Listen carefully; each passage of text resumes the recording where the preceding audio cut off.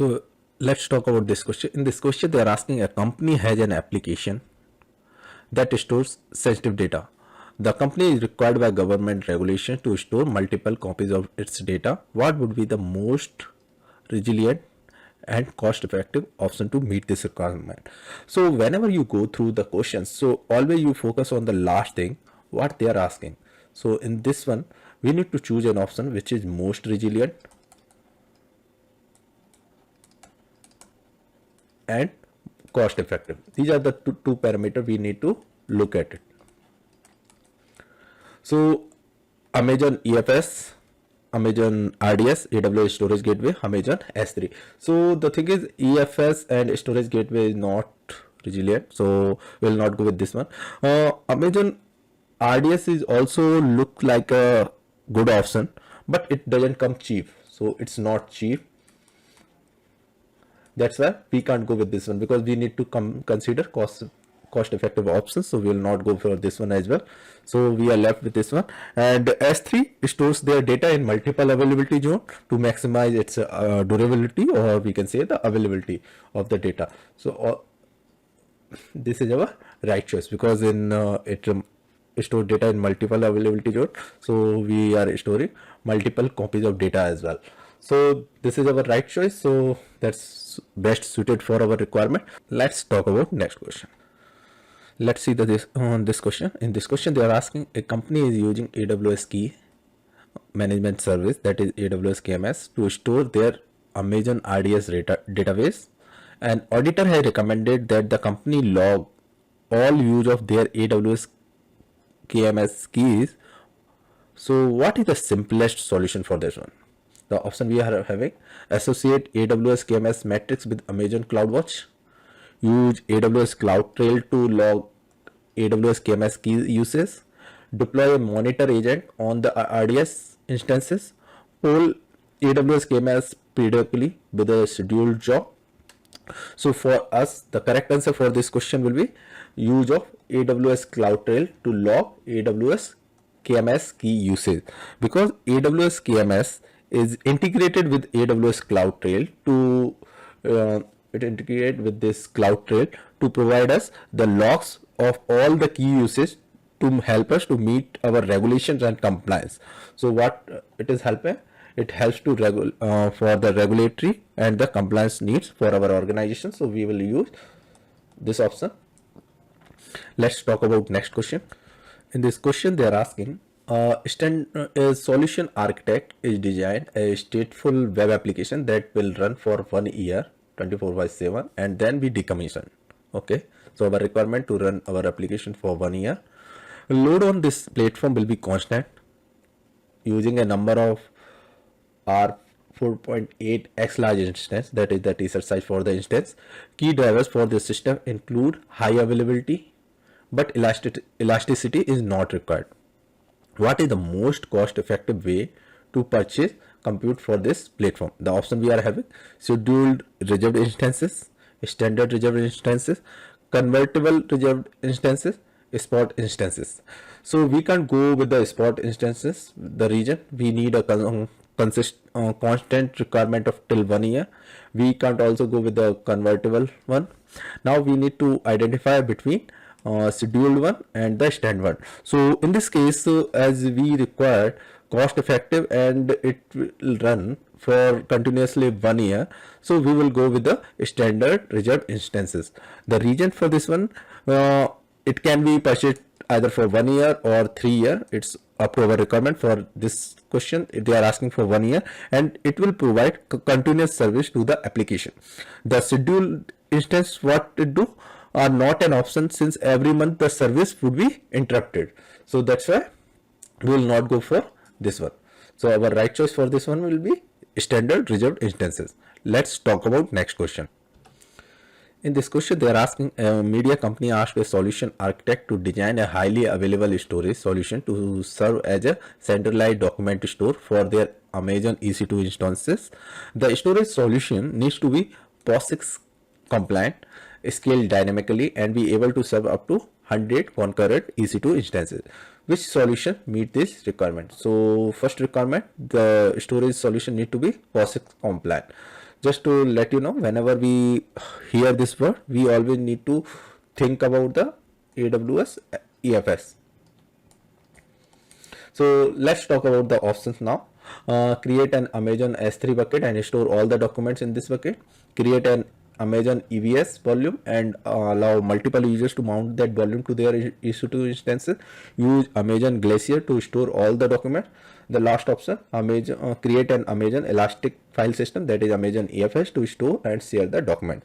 So for this one, our correct choice will be this, because it is POSIX compliant.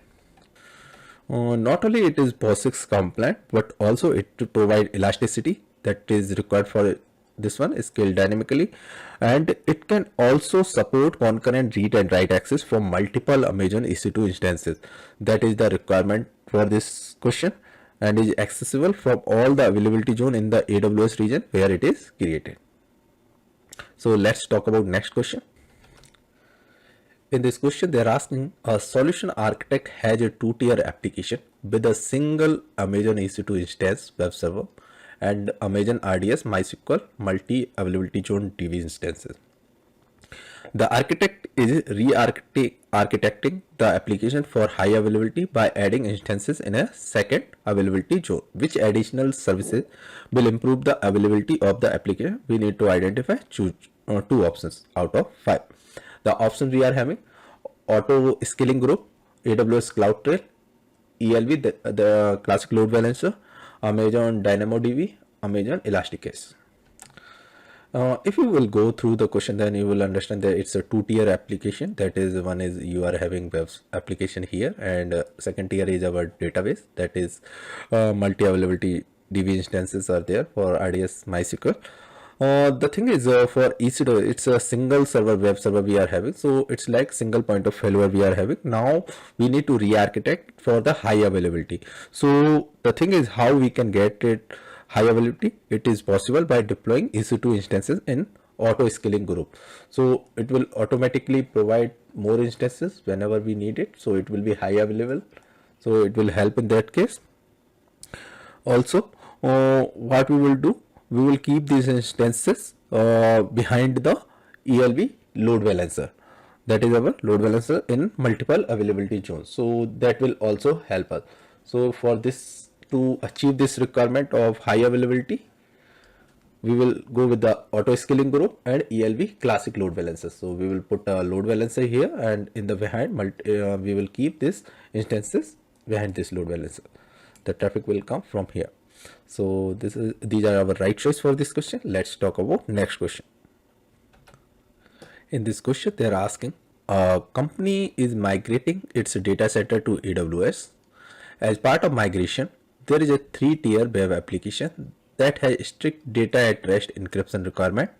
The customer deploys this application on Amazon EC2 using Amazon EVS, and now need to provide encryption at rest. How can this requirement be met without changing the application? The option we are having: use AWS key management service and move the encrypted data to Amazon S3. Use an application specific encryption API with AWS server side encryption. Use encrypted EVS storage volume with AWS managed key. Use third party tools to encrypt the EVS data volume with key management service. Bring your own keys. So for this question, we will go with this option C, that is use encrypted EVS storage volume with AWS managed key. Although this question is talking about not changing the application, but not talking about anything related to downtime, so this is a good choice for this question.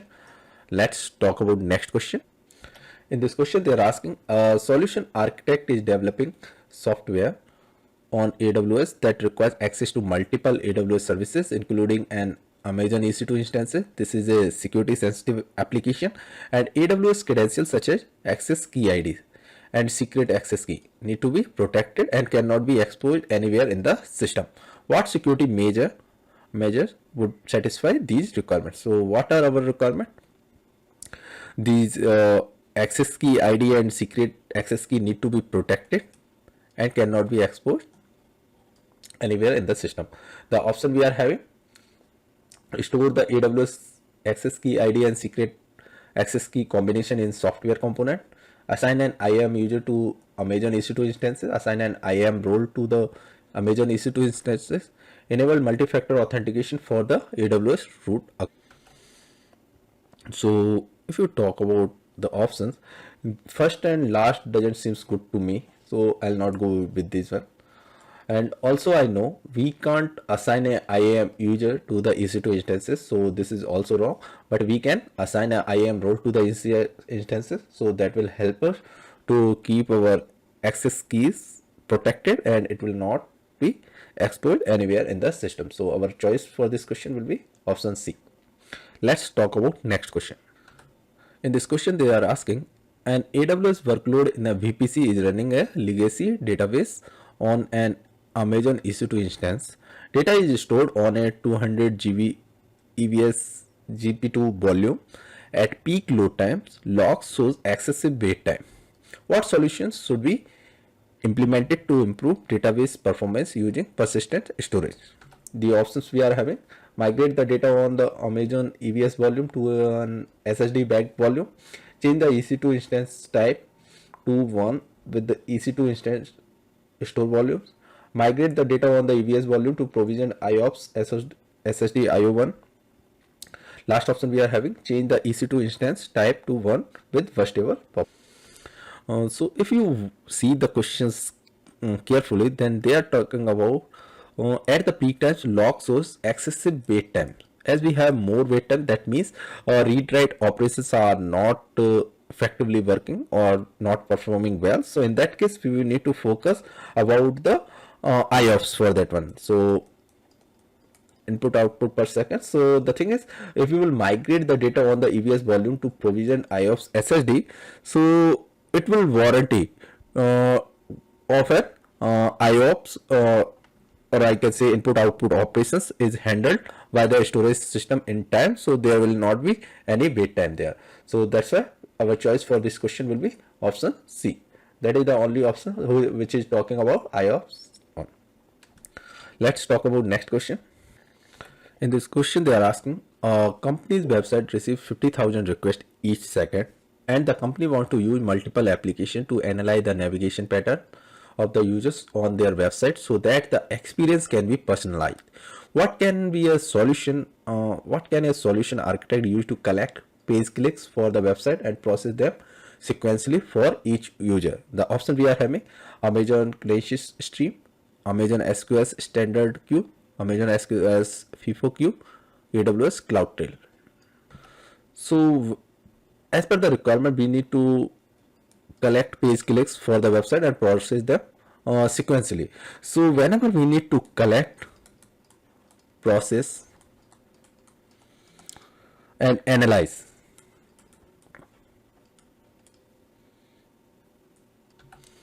real time, or we can say the streaming data, we always go with the Amazon Kinesis Stream. So that is our right choice for this question. So these are the some buzzword that we need to keep in mind: collect, process, analyze, real time or streaming data. In that case we will use Kinesis Stream. Let's talk about next question. In this question they are asking, a company wants to migrate a highly transactional database to AWS. Requirements states that the database has more than 6 TB of data and will grow exponentially. Which solution should a solution architect recommend? The option we are having: Amazon Aurora, Amazon Redshift, Amazon DynamoDB, Amazon RDS MySQL. So as per the requirement, we will go with the Amazon Aurora.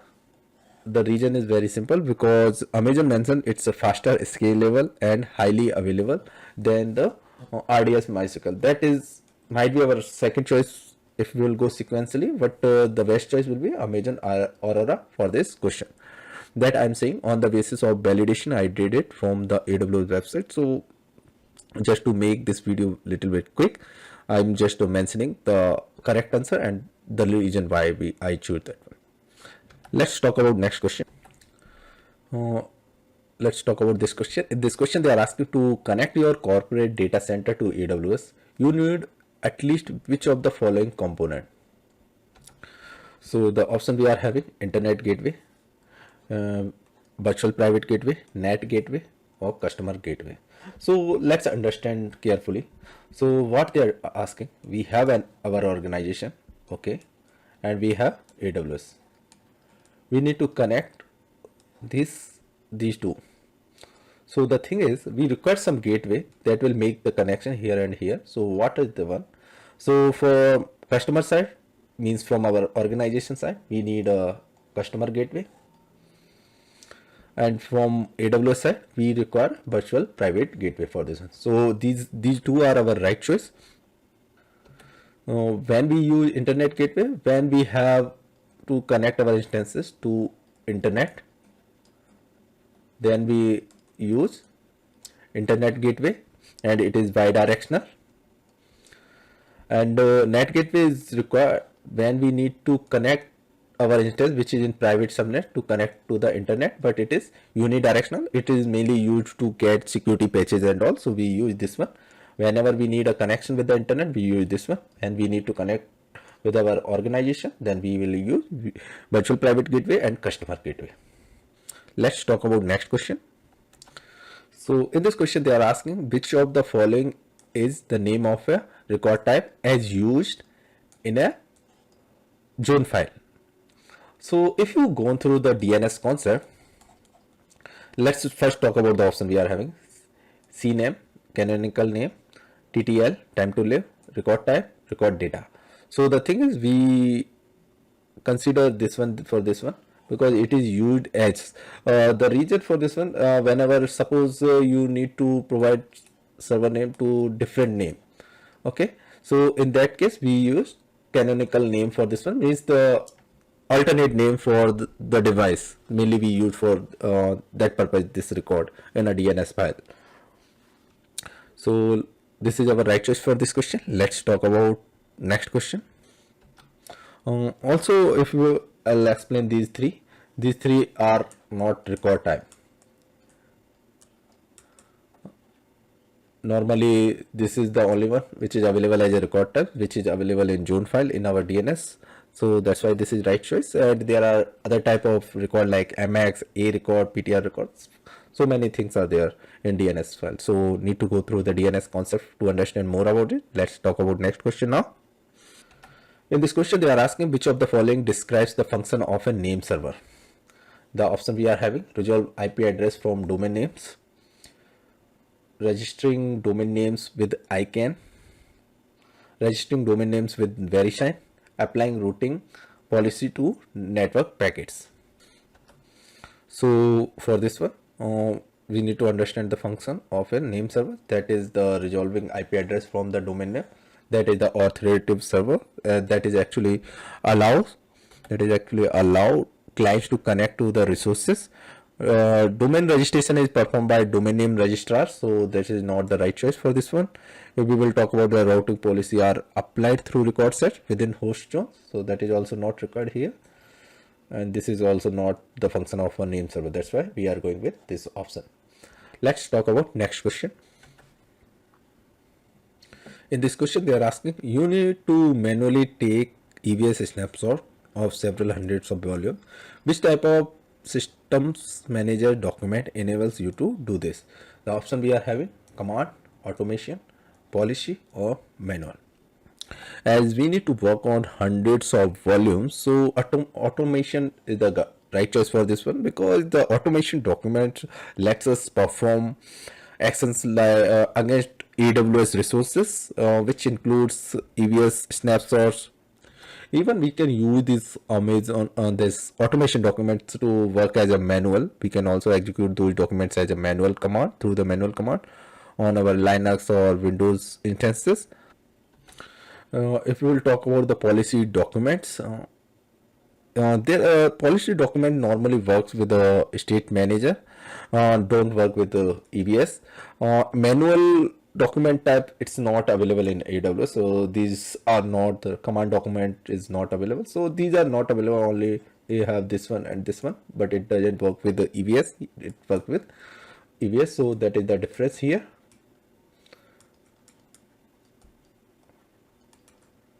Not work with EVS. So you can take the screenshot, so it will help you to remember this question. Let's talk about next question. Let's talk about this question. In this question, they are asking an application running on an EC2 instance has been updated to send large amount of data to a server in your data center for backup. Previously, the instance generated very little traffic. Which guard duty finding type is this likely to trigger? So the option we have, behavior finding type, backdoor finding type, stealth finding type, or resource consumption finding type. Let's understand what exactly these finding types are. If we'll talk about the behavior finding types, it's normally triggered by an instance sending abnormal large amount of data or communicating on a port or protocol that is typically does not. Next is we are having backdoor finding type that indicates that an instance has resolved a DNS name associated with a command and control server. If we'll talk about stealth finding type, it's a type which triggered by a weakening password policies or modifying a CrowdTrail configuration. The last thing, resource consumption finding type, it's triggered when an IAM user launches an EC2 instances when they never done so. So the thing is here we need to understand what is our requirement has been updated to send large amount of data, so that is comes under behavior finding types. So this is our right choice for this question. Let's talk about next question. In this question they are asking which of the following SQL queue types can handle over 50,000 in-flight messages: FIFO, standard, delay, or so. So the correct answer for this question we are having, that is standard, the region, because it can handle up to 1,20,000 in-flight messages. In this question they are asking how can you assign a public IP address to a running instance that does not have one. Allocate an ENI and associate it with the instance primary EIP. Allocate an EIP and associate it with the instance primary ENI. Configure the instance to use an automatically assigned public IP. Allocate an EIP and change the private IP address of the instance's ENI to match. So actually assigning an EIP is a two-step process. First we need to allocate the EIP. Okay, we need to allocate EIP first. Then we need to associate it with the ENI. That is the two steps we need to perform: allocate EIP and associate ENI. So first option, allocate an ENI, that is nothing like that in AWS, so we will not go with this one. Allocate EIP and associate it with the primary ENI, that's correct. Configure the instance to use an automatically assigned public IP. It can be done, but it is only possible when we create the instance. At the time of creation it is possible. So here already running, so instance is already running, so we can't go with this one. Allocate an EMI and change the private IP address of the instance ENI to match, that is also not correct. Because ENI private address is still be private only, because we can't change that one. So our answer will be allocate EIP and associate ENI. So this is the one, option B. Let's talk about next. In this question they are asking you are engaged in a deep audit of the use of your AWS resources and you need to better understand the structure and the content of your S3 server access logs.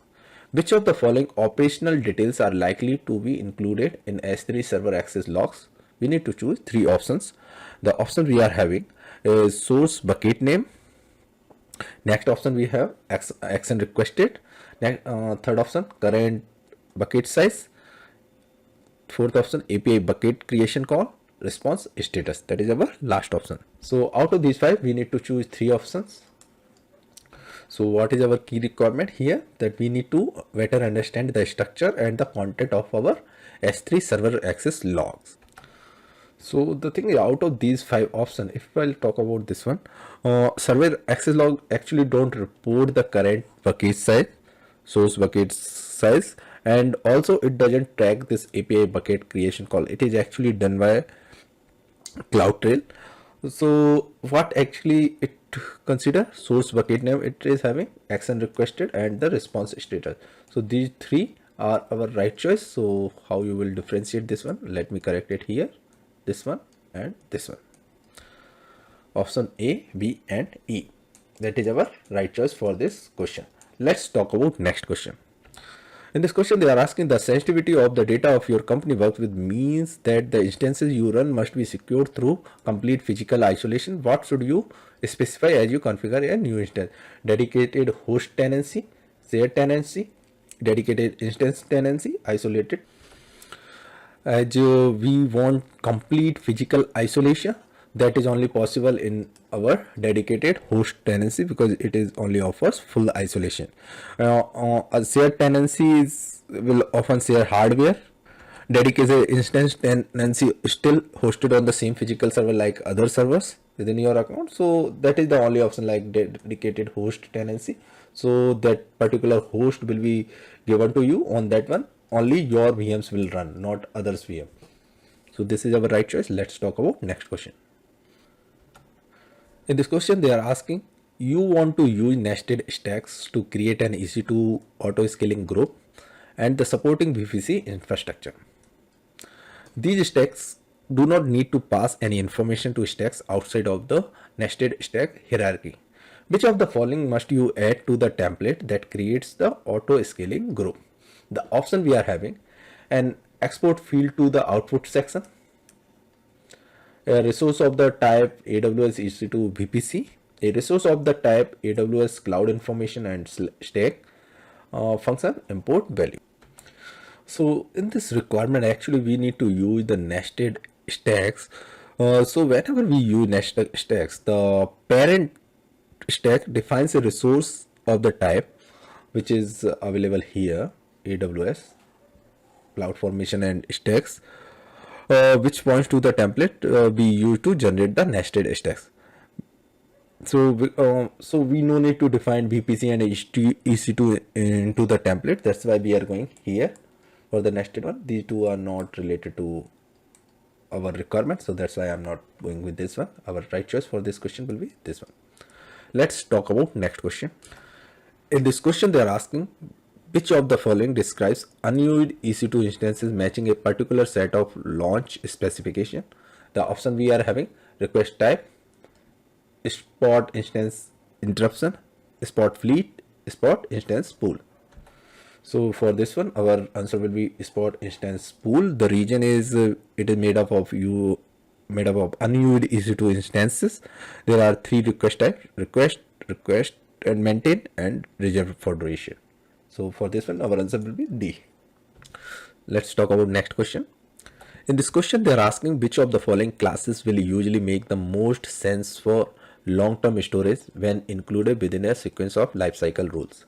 The option we are having: Glacier, reduced redundancy, S3 one zone IA, S3 standard IA.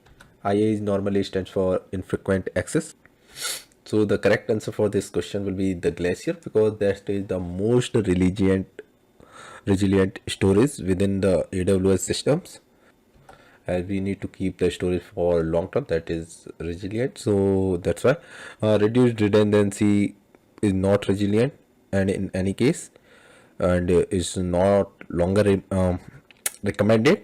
S3 one zone and S3 standard are relatively expensive, so it's because of cost and long term or resilience purpose, we are using this option. So this is our right choice for this question. Let's talk about next question. In this question, they are asking, which deployment type requires an elastic load balancer? In place instance deployment, blue green instance deployment, blue green lambda deployment, in place lambda deployment. So for this one, our answer will be the blue green instance deployment, the region, because this deployment requires elastic load balancer in order to direct our traffic to the replacement instances. That's why we are using this one. Let's talk about next question. In this question, they are asking, you know that you need 24 CPUs for your production server. You also know that the compute capacity is going to remain fixed until next year. So at least 1 year you need that one.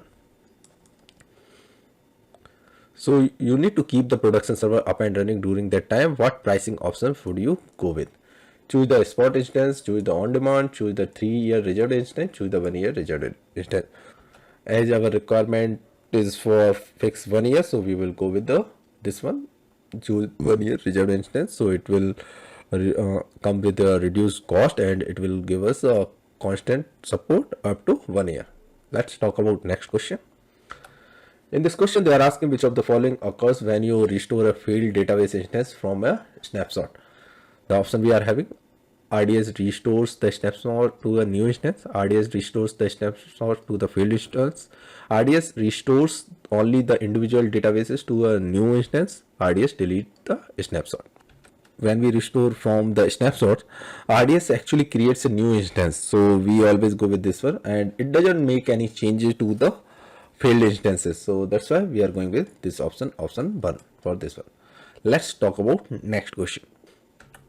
When creating a DynamoDB table, how many read capacity units should you provision to be able to sustain strongly consistent reads of 11 KB per second?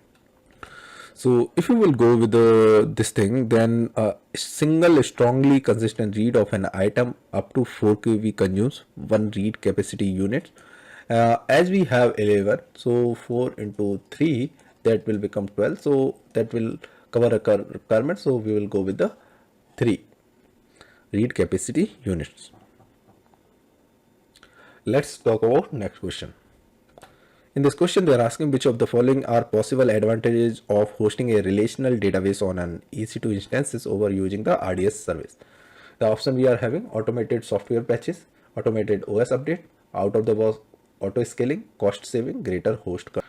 If we will talk about the automated software patches, automated OS update, or out of the box auto scaling, these are the managed service which comes under Amazon RDS because it is our managed database service.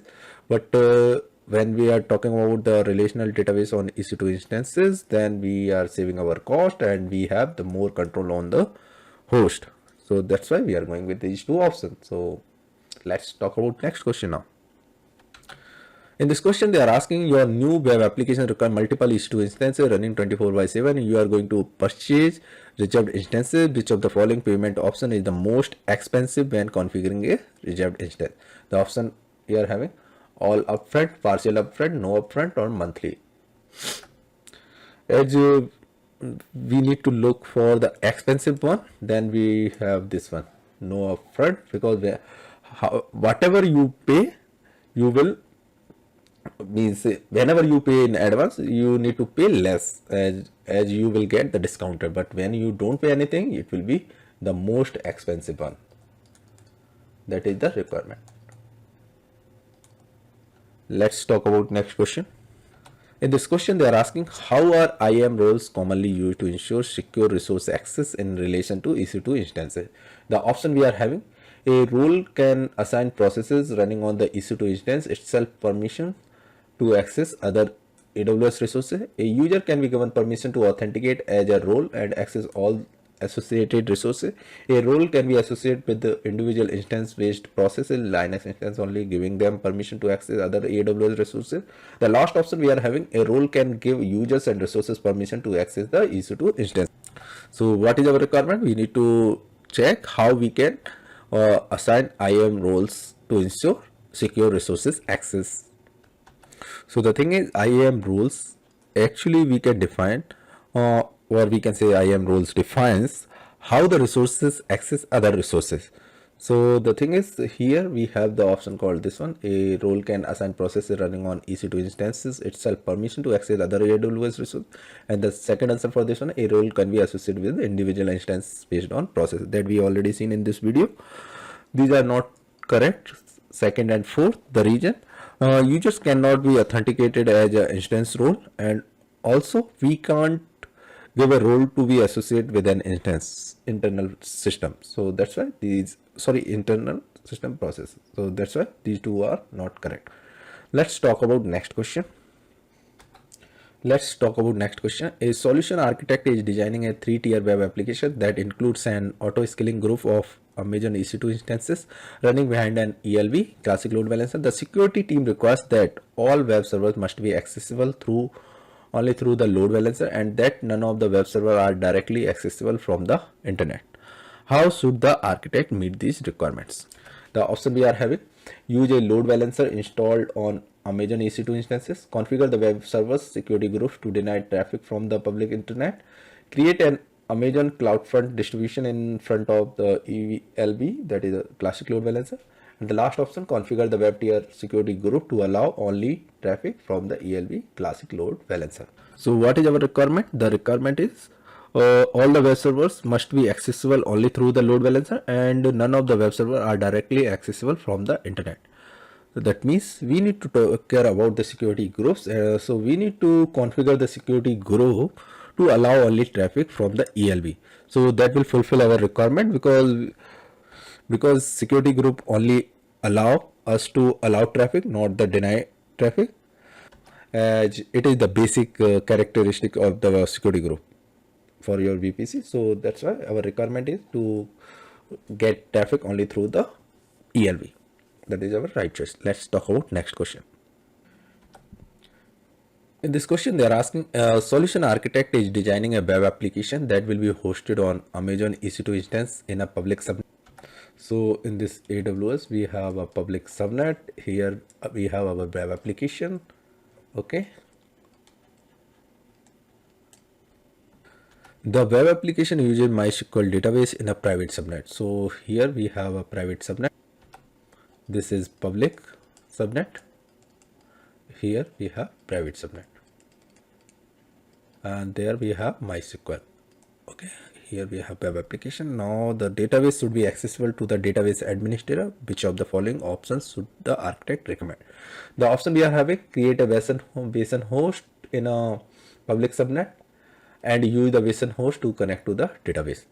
Log into the web servers in the public subnet to connect to the database. Perform DB maintenance after using SSH to connect to the NAT gateway in a public subnet. Create an IPsec VPN tunnel between the customer side and the VPC and use the VPN tunnel to connect to the database. Attach an elastic IP address to the database. See, let's go one by one. Create an basin host in a public subnet and use that basin host to connect to the database. That is actually a right choice for this question, because this provide access to the database securely. Secured access, I'll mention. Access. Log into the web server in the public subnet to connect to the database. That is bad practice actually. So we'll not go with. If we will talk about next, perform DB maintenance after using SSH to connect to the NAT gateway in a public subnet. That is also not correct, because it allows servers out to the internet but prevent incoming connection. So it doesn't allow you to connect. Next is create an IPsec VPN tunnel between the customer site and the VPC and use that VPN. Yes, that is also a correct way. So it is also a secured way to access. So whenever we have any database, we always need to access securely. Attach an elastic IP address to the database. That is also not correct, because elastic IP are public. So we can't attach it, because we have our requirement to have the database in a private subnet, not the public one. So this is not the correct way. So let's talk about next question now. A web application running on Amazon EC2 instances writes data synchronously to an Amazon DynamoDB table configured for 60 write capacity units. During normal operation, the application writes 50 KB per second to the table, but can scale up to 500 kbps. So our database DynamoDB table configured for 60 write units. Okay, let's write units, and it's write normally 50 KB per second, and it can go up to 500 KB per second. The application is currently throttling error from the DynamoDB table during peak hours. What is the most cost-effective change to support the increased traffic with minimal changes to the application? The option we are having: use Amazon SQS to manage the write operation to the DynamoDB table. Change DynamoDB table configuration to 600 write capacity unit. Increase the number of Amazon EC2 instances to support the traffic. Configure Amazon DynamoDB auto scaling to handle the extra demand. So let's go through the option one by one. If we'll go with the Amazon, use Amazon SQS, then there is change in application required. Change in application required. So that is not the requirement in as per the questions. Change DynamoDB table configuration to 600 write capacity. That is costly. So we need to think about cost as well, as we are looking for most cost effective solution here. Increase the number of Amazon EC2 instances to support the traffic, as it doesn't work. It will not help because for the DynamoDB performance, so we will not go with this option. Now we are left with this one, configure Amazon DynamoDB auto scaling to handle the extra demand. It's I'll not say it's the most cost effective, but better than other option. Also, it's better than others region. It can scale whenever needed, so only we need to pay extra when we need it, and no change in the application. That is the requirement also, right? The application is currently throttling error. What is the most effective and with minimal change? So no change is required in this option, and it's better in terms of cost. So that's why we are choosing this one. Let's talk about next question. In this question, they are asking, one company wants to share the contents of their Amazon S3 bucket with another company. Security requirement mandate that only the other company's AWS accounts have access to the content of the S3 bucket. Which Amazon S3 feature will allow secure access to the Amazon S3 bucket? The option we are having: bucket policy, object tagging, course configuration, lifecycle. So for this question, our answer will be bucket policy, because that is the option we are having through which we can access the S3 bucket of other company. Let's talk about next question. Solution architect is designing a service that must have 4 Amazon EC2 instances running between 8 a.m. to 6 p.m. daily. The service requires 1 EC2 instance outside of those hours. What is the most cost-effective way to provide enough compute? The option we are having: use 1 Amazon EC2 reserved instance and use an auto scaling group to add and remove EC2 based on CPU utilization. So that will not fulfill our requirement, because we only need those instances during that time, not based on the performance of CPU or CPU utilization. So that's not the correct. Use 1 Amazon EC2 on demand instance and use an auto scaling group to add and remove EC2 based on, that is also not correct.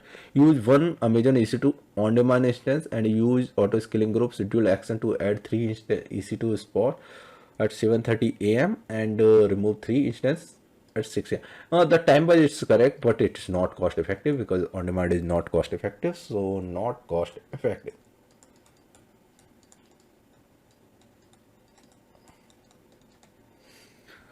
The last option we have: use 1 Amazon EC2 reserved instance and use an auto scaling group scheduled action to add 3 EC2 instant on demand instances at 7:30 a.m. and remove it 6:10. That's so this will fulfill our record. So that is our right choice. So this is the answer for this question. Let's talk about next question now.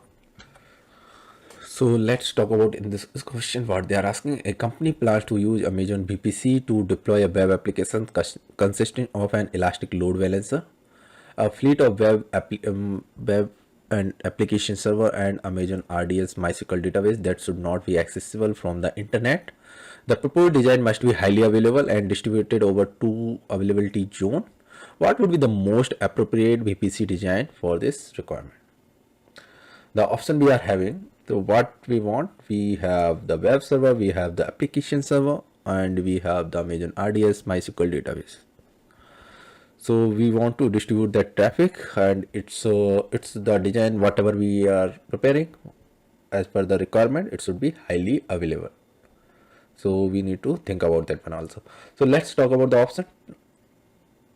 What we require: 2 public subnet for the elastic load balancer, 2 public subnet for the web servers, and 2 public subnets for the Amazon RDS.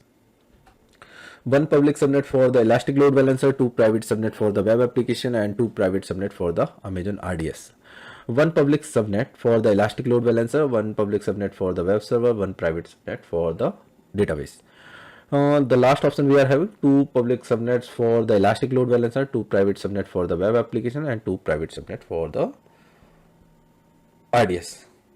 As whenever we are talking about the highly available environment, so our requirement is always to have at least our configuration in 2 different availability zone. So whenever we add any subnet to our load balancer, what actually it do, it elastic load balancer service creates a load balancer node in an availability zone. So what this load balancer do, it accept the traffic from the client. Suppose these are our load balancer, it accept the traffic from the client, and then it forward back to the request to the healthy registered instances what we are having in one or more availability zone.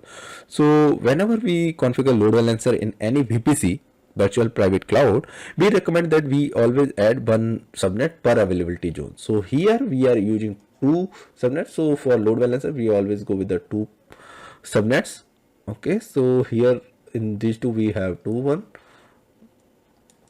But when we talk about the web application server or the RDS database, we can't keep it in public subnets, right? So here we have two private subnets. So we will keep our database in private subnet. We require two public subnets for elastic load balancer and two private subnet for web application. So that's why I'll go with this option. This is right choice for me for this question. So let's talk about next question now. In this question, they are asking, a solution architect is developing a new web application on AWS. The service must scale to support an increasing load. The architect wants to focus on software development and deploying new features rather than provisioning or managing servers. Which AWS service is appropriate? So the option we are having: auto scaling, elastic beanstalk, EC2, container service, cloud formation. If you will go through the question carefully, they are asking, first thing, the service must scale to support an increasing load. And second thing, architect want to focus on software development and deploying new features rather than provisioning and managing servers. That means they are talking about the PaaS service, and where these resources should scale whenever it's needed, means with the increasing load. So we have the service called elastic beanstalk in AWS, that is the PaaS service, and it helps for this requirement. So for this one, our right choice for this question is option B. Let's talk about next question. In this question, they are asking, a company wants to migrate a 3-tier web application to AWS. The company wants to control the placement of the instances and have visibility into underlying sockets and cores for licensing purpose. Which compute model should a solution architect choose to accomplish this task? The option we are having is EC2 reserved instances, spot instances, dedicated host, or placement group.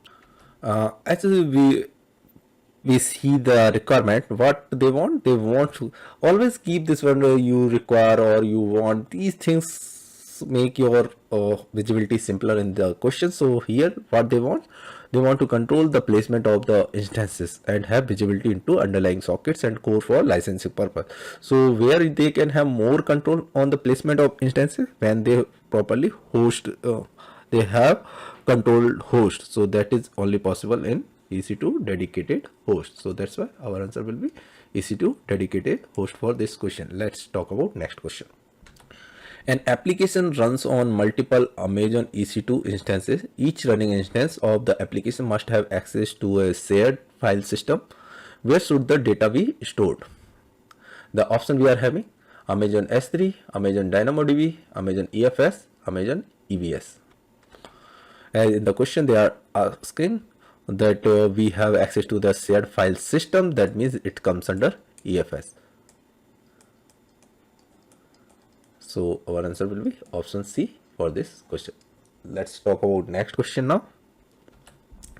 A solution architect is designing a microservice to process records from Amazon Kinesis streams. The metadata must be stored in Amazon DynamoDB. The microservice must be capable of concurrently processing 10,000 records daily as they arrive in the Kinesis stream. The most scalable way to design the microservice is the option we are having: as an AWS Lambda function, as a process of on an EC2 instances, as a Docker container running on EC2 Amazon ECS, as a Docker container on EC2 instances. If we will talk about AWS Lambda, this is event driven task, but here they are not talking about this one, so that's not the correct choice for this one. Also, I'll not go with this one as a process on an Amazon EC2, because here they are talking about the microservice part. So there is one solution we need to choose out of these two, Amazon ECS one or EC2 instances, where we can have Docker containers running. So the thing is, whenever we talk about Amazon ECS, it is highly scalable Docker container management service that allow us to run and manage distributed applications that run in Docker containers. So that's always has an added advantage. So that's why we will go with this one, option C for this question. So let's talk about next question. Let's talk about this question. In this question, they are asking, as a part of a migration strategy, a solution architect need to analyze workload that can be optimized for performance and cost. The solution architect has identified a stateless application that serves static content as a potential candidate to move to the cloud. The solution architect has the flexibility to choose an identity solution between Facebook, Twitter, and Amazon. Which AWS solution offer flexibility and ease of use and the least operational overhead for the migration? The option we are having: use AWS identity and access management for managing identities and migrate the application to run on Amazon S3, Amazon API Gateway, and AWS Lambda. Second option: use a third-party solution for managing identity and migrate the application to run on Amazon S3, EC2 Spot instances, and Amazon EC2. Next option we are having: use Amazon Cognito for managing identity and migrate the application to run on Amazon S3, Amazon API Gateway, and AWS Lambda. The last option: use Amazon Cognito for managing identities and migrate the application to run on Amazon S3, EC2 Spot instances, Amazon EC2. If you will go through the AWS projects, which is available in getting started guide, then you will get to know that for such questions we should go with the serverless, because AWS provide the serverless thing. So we have the choice for this one and this one. So AWS Lambda is there, API Gateway is there, S3 is there, right? But we need to choose between the AWS Identity and Access Management, that is IAM, or we should use Amazon Cognito for managing identity. So for this one, the best suitable answer is use Amazon Cognito for managing identities, because it's provide federated identities. So that's why we can go with this one. Let's talk about next question. A company needs to capture all client connections information from its application load balancer every 5 minutes. This data will be used to analyze traffic pattern and troubleshoot the application. What can a solution architect meet the requirement? The option we are having: enable AWS CloudTrail for the application load balancer, enable access logs, install CloudWatch agent on the application load balancer, or enable CloudWatch to metrics on the application load balancer. So the thing is, the option with two options we are having with CloudWatch agent and CloudWatch metric. One is with enable access log, and first option we are having with CloudTrail. As per the questions requirement, we need data that will be used to analyze for traffic pattern and troubleshoot purpose. For this purpose, we will use enable access logs on the application load balancers. That is the feature available that will help us for this requirement. So let's talk about next question. In this question, they are asking, an application runs on EC2 instances behind an elastic load balancer application load balancer. The instances run an EC2 auto scaling group X across multiple availability zones. The application provides a RESTful interface with both synchronous and asynchronous operations. The asynchronous operations require up to 5 minutes to complete. Although the application must remain available at all the time after business hours, the traffic going to application is greatly reduced and often result in the auto scaling group running the minimum number of on-demand instances. What should the solution architect recommend to optimize the cost of the environment after the business hours? The option we are having: change the availability zone in which instances were created and another availability zone in the same region with a lower cost. Replace on-demand instances with spot instances in the auto scaling group. Purchase reserved instances for minimum number of auto scaling instances. Reduce the number of minimum instances to 0. New request to the application load balancer. So whenever you get such requirement where for some time you require continuous few number of instances, and for sometime you require more. So when you need 24/7, at that time you can use the reserved instances, that is for minimum instances where you require, and for the additional we can go with the on-demand one. So that is the matching requirement with the option C: purchase reserved instances for the minimum number of auto scaling instances. Let's talk about next question. In this question, they are asking, a solution architect is designing a web application for document sharing.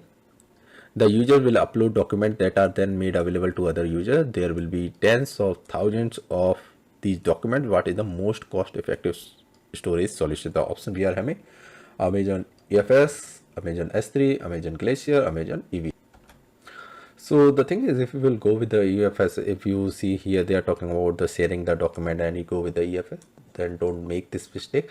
The reason EFS is the most expensive out of these all options available. So what we will go with the standard storage, that is our Amazon S3. So we can upload the document, so it will be immediately available to the other users. That's why we are going for this option for this one.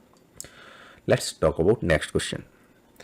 In this question, they are asking, a solution architect was tasked with reviewing several templates that build VPCs and ensuring that they meet specific security requirements. After reviewing the templates, the architect realizes that all of the templates are missing important security best practices. What should be the architect do to implement security best practice in an efficient manner? The option we are having: use VPC peering to enforce network consistency, restrict user from deploying an AWS Cloud Formation template, provide the teams a nested AWS Cloud Formation template that build the VPC correctly, create AWS identity and access management policy that enforce the corporate VPC architecture standard. So what is the requirement here? We need to review several templates that will VPC and ensure that meet the specific requirement. After reviewing the template, the architect all of the templates are missing important security practice. What should we do? So what we should do for this one, we should go with the option 3. In this one, we need to provide the teams a nested AWS Cloud Formation template that builds the VPC. Why? Because whenever our infrastructure grows, so the common pattern can emerge in which we declare the same component in the multiple template. So what we can do, we can separate out these common components and create dedicated templates for that. That we can use for the resources in our template to reference other templates. So we can create nested stacks for this one. That's why this is our right choice for this question. Let's talk about next question now. In this question, they are asking, a solution architect is concerned that the current security group rules for a database tier are too permissive and may permit requests that should be restricted. Below are the current security group permission for the database tier. The protocol there is a TCP, port range is 1433 for MySQL, MSSQL, and source is all. Currently, the only identified resource that needs to connect to the database is the application tier, consisting of an auto-scaling group of EC2 instances. What changes can be made to this security group that would offer the users least privilege? The option we are having: change the source to -1 to remove source IP address previously unseen, change the source to the VPC CIDR block, change the source to the application instance ID, change the source to the security group ID attached to the application instance. So the correct answer for this question is change the source to the security group ID attached to the application instance, because we allow security group of application as source to access DB instances. IPs can change when they stop and restart. That's why we should have to use security group of that application. So that's why this is our right choice. Let's talk about next question now. In this question, they are asking, a large media site has multiple applications in Amazon ECS. A solution architect needs to use content metadata and route traffic to a specific server. What is the most efficient method to perform this task? The option we are having: use an AWS Classic Load Balancer with a host-based routing option to route traffic to the correct service. Use the AWS CLI to update Amazon Route 53 hosted zone to route traffic as service get updated. Use your AWS application load balancer with host-based routing option to route traffic to the correct service. Use Amazon CloudFront to manage route traffic to the correct service. So the correct answer for this question is use an AWS application load balancer with host-based routing option to route traffic to the correct service, because host-based routing use host condition to define rules that forwards those requested to different target group based on the host name in the host header. So what it do actually, it enables application load balancer to support multiple domains using a single load balancer. That is our requirement here in this question. Let's talk about next question now. So in this question, they are asking, a solution architect needs to configure scaling policies based on Amazon CloudWatch metrics for an auto scaling group The application running on the instances is memory intensive. How can the architect meet this requirement? The option we are having: enable detailed monitoring on the Amazon EC2 instances, public publish custom metrics to CloudWatch from the application, configure lifecycle policies for the Amazon EC2 instances, set up high resolution alarms for the auto scaling groups. As per the requirement, what we need to configure scaling policy based on the Amazon CloudWatch metric for an auto scaling group. For this one, we need to publish custom metrics to the CloudWatch from the application, so that will help us to meet the requirement. That's why we are choosing this question. If you like the content of this video or my earlier video, don't forget to click on like button and don't forget to subscribe for more related content in future as well.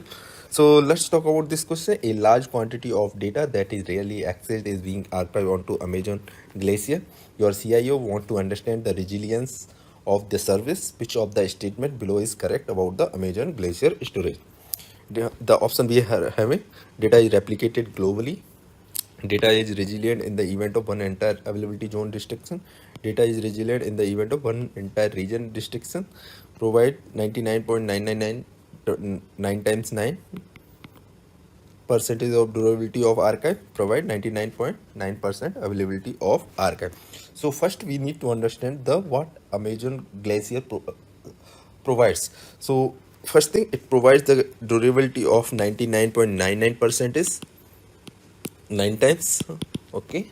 Second thing, it is the object which is available in one availability zone is available, or we can say the replicate to multiple availability zones. So if your data is available in AZ1, it will be replicated to another availability zone within the same region.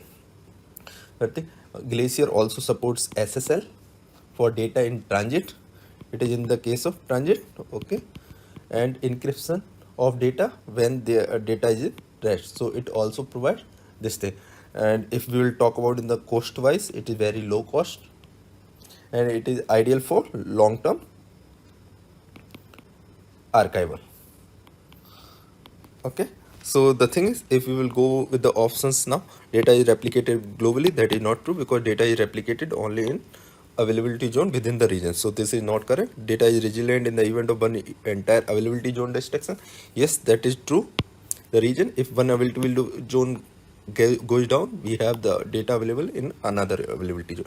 Data is resilient in the event of one entire region restriction. It don't support. So this is not the correct. Provides 99.99%. That we need to remember that it provides this one. So last option is wrong for this one. So here our answer will be second and the fourth one. Let's talk about next question. A company is generating large data sets with millions of rows that must be summarized by column. Existing business intelligence tools will be used to build daily reports. Which storage service meets the requirement? The option we are having: Amazon DynamoDB, Amazon RDS, Amazon Elasticsearch, or Amazon Redshift. So for this one, our answer will be Amazon Redshift. The region, Amazon Redshift uses columnar storage, which is now actually used for analyzing the data, which our with the using of business intelligence tool like SQL. It uses SQL. And if we will talk about the Amazon RDS, it is more suited for OLTP transactions workloads, but it's not very effective for the analyzing the workloads. If we will talk about the Elasticsearch, it is actually an in-memory caching service. Amazon. And if we will talk about the Amazon DynamoDB, it is fully NoSQL managed NoSQL database service, which is not a columnar database. That's why here our answer will be Amazon Redshift. Let's talk about the next question. For security reasons, you need to ensure that an on-demand EC2 instance can only be accessed from a specific public IP address. See, you have one EC2, okay, instance within your region, or we can say in your VPC, and this instance only be accessed through a specific IP public IP address. So from the internet, you have one device, or we can say one computer. What is the IP address of that computer? Is this one. You want to, it should be accessed through only this specific IP address using the SSH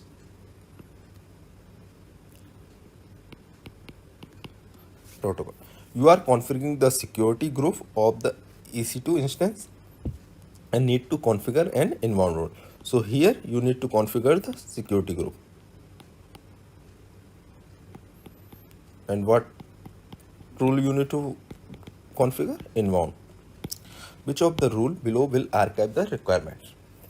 Protocol UDP, port range 22, and source is this one, the IP and the slash with 0. Protocol UDP, port 22, source, IP address slash 32. We need to understand these two things. I'll explain that thing as well. Third option we have protocol TCP, port is same and source is with 0. Protocol TCP, port 22 and source is that address with the slash 22. So you know that SSH protocol for which they are talking about, it works on port 22 and it used TCP protocol. So our protocol will be TCP and port will be 22. So these two options are wrong in this one. So we are left with this one. Now we need to understand about these subnetting. If you know the subnetting, that you should understand that lesser the number, more IP address in that particular subnet.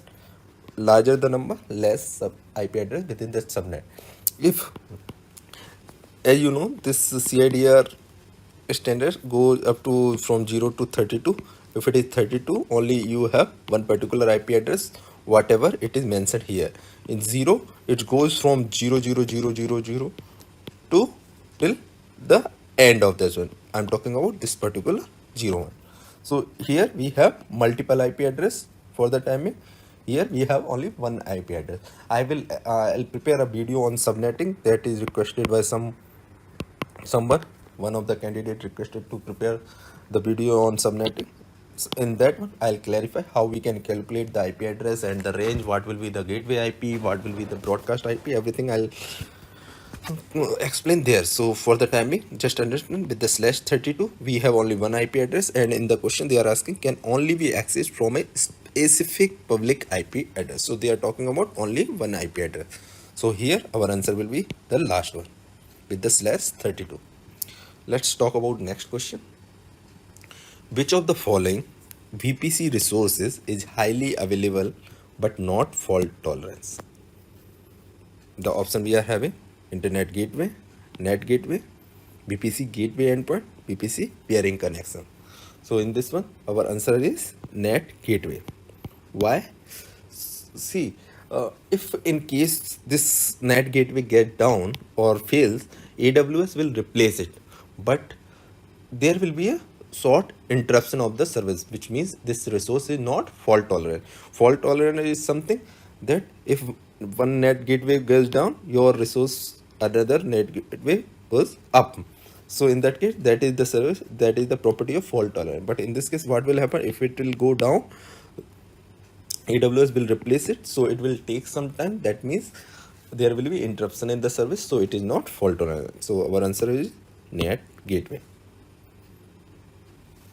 Let's talk about next question. Your company SysOps, that is system operations guy, practices involve running script within the Linux operating system of your application. Which of the following AWS service allow you to access the underlying operating system? The option we have: Amazon EMR, AWS Lambda, Amazon RDS, Amazon DynamoDB, Amazon EC2. As you know, EC2 is the first choice for this one. So because with the help of EC2, you have the access to the underlying operating system. That means that you can connect to the operating system using the protocol. There are protocol like SSH, and then you can manage the operating system, because here they are talking about the Linux. So this is the correct choice here. If we will go with the Amazon DynamoDB, Amazon RDS, Amazon Lambda, these are the managed services, so that don't allow you to access to the underlying operating system. If we will talk about Amazon EMR, By using AWS Management Console, we can access the underlying operating system with the help of console, command line tools. Also, we can use the software development keys. Uh, and one more thing, yes, we have the EMR APIs as well, through which we can access the underlying operating system. So this is also our another choice. If they will talk about only one, then EC2 is the preferred choice. Then we have this one. Sometimes they will ask only with one option, sometimes they will give both the options. So first is Amazon EMR, another is Amazon EC2. Let's talk about next question.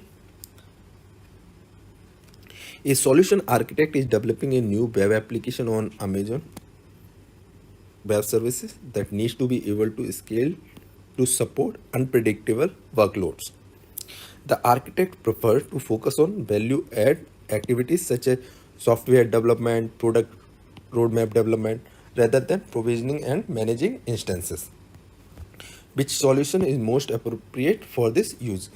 If you will see this thing, the architect prefers to focus on value add activities such as software development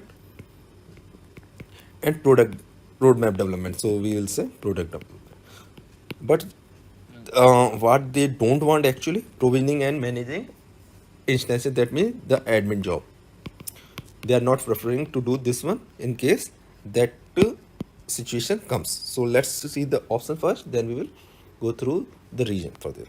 Elastic load balancing with auto scaling group and Amazon EC2, Amazon CloudFront and AWS Lambda, Amazon API Gateway and Amazon EC2, Amazon API Gateway and AWS Lambda. As you know, the architect requires a solution that removes the need to manage instances.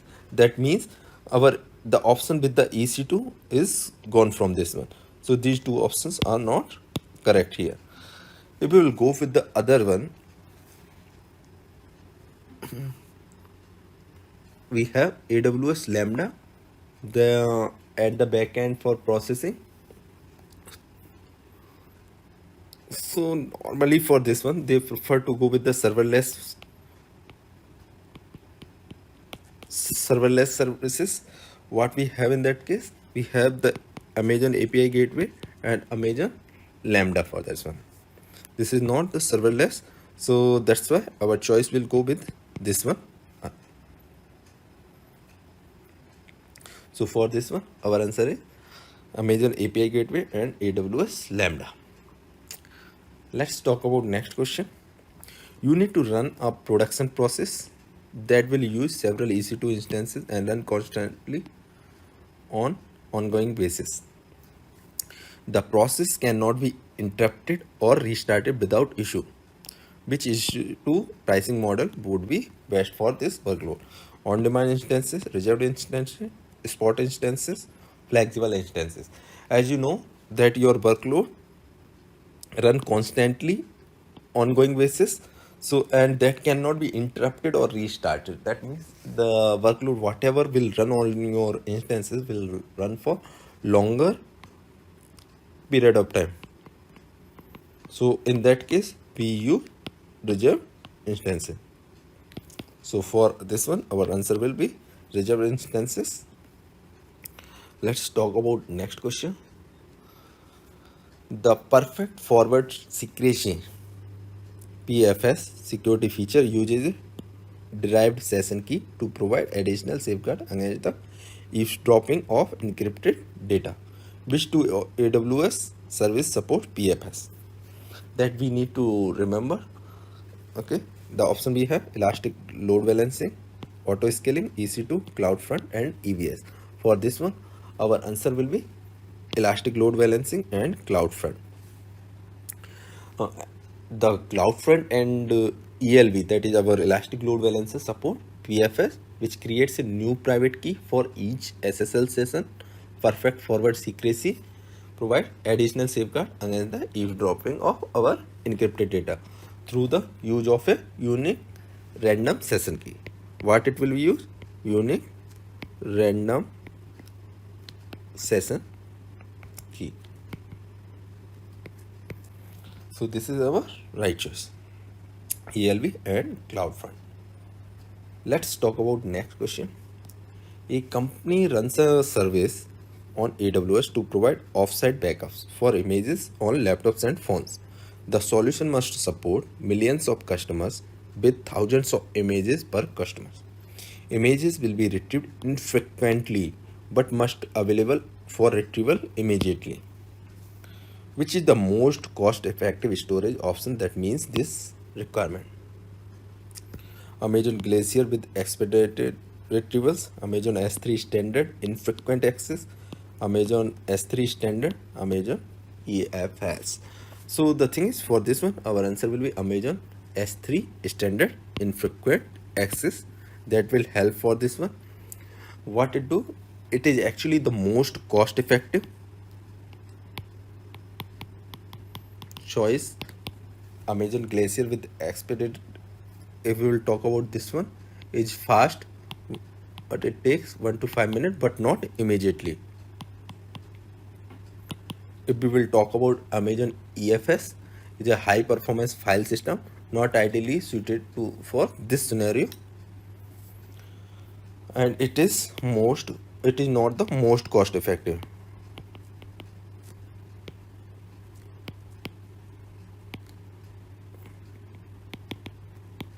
We will talk about this last option, Amazon S3. It's provide immediate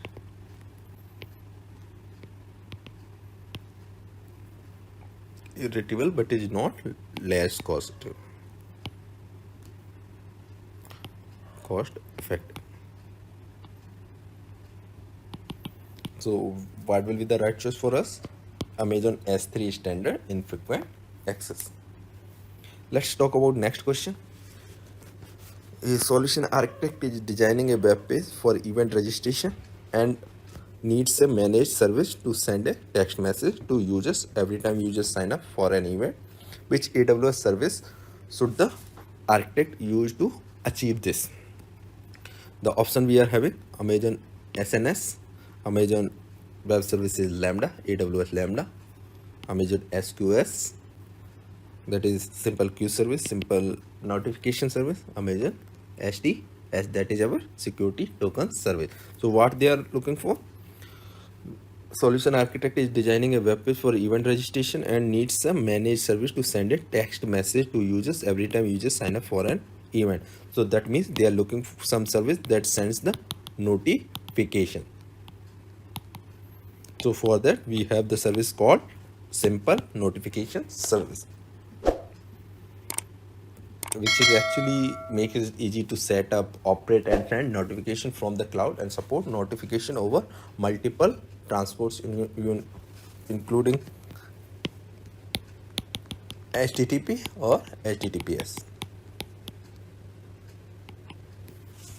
Let's okay, so for this one the answer is Amazon SNS. So let's talk about next question. You have been asked to review the security posture of your EC2 instance in AWS. When reviewing security group, which rule types do you need to inspect? So what you have one EC2 instance. You need to review the security posture of this instance when reviewing the security groups. So for EC2 we have some security group, and in this security group we define some rules. So what are those rules that we need to inspect? The option we are having: stateful, inbound, stateless, deny or outbound. So what kind of rules we are having? We have two types of rules. One is inbound, that is also known as ingress. We have outbound, that is egress. When the traffic is coming to EC2, which comes under EC inbound, and the traffic which is going from the EC2 to outside, that is outbound.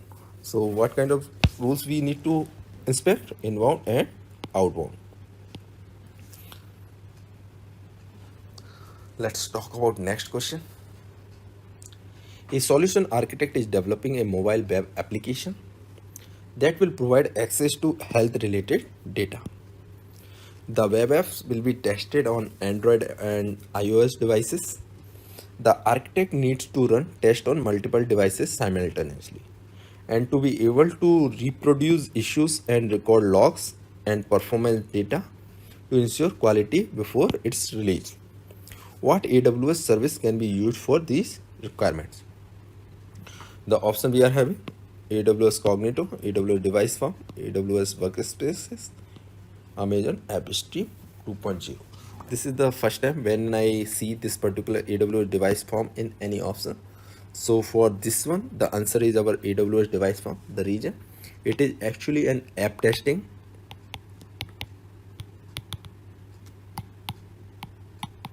service that lets us to test and interact with our Android, iOS, and web application on many devices at the same time and reproduce the issues on a devices in a real time.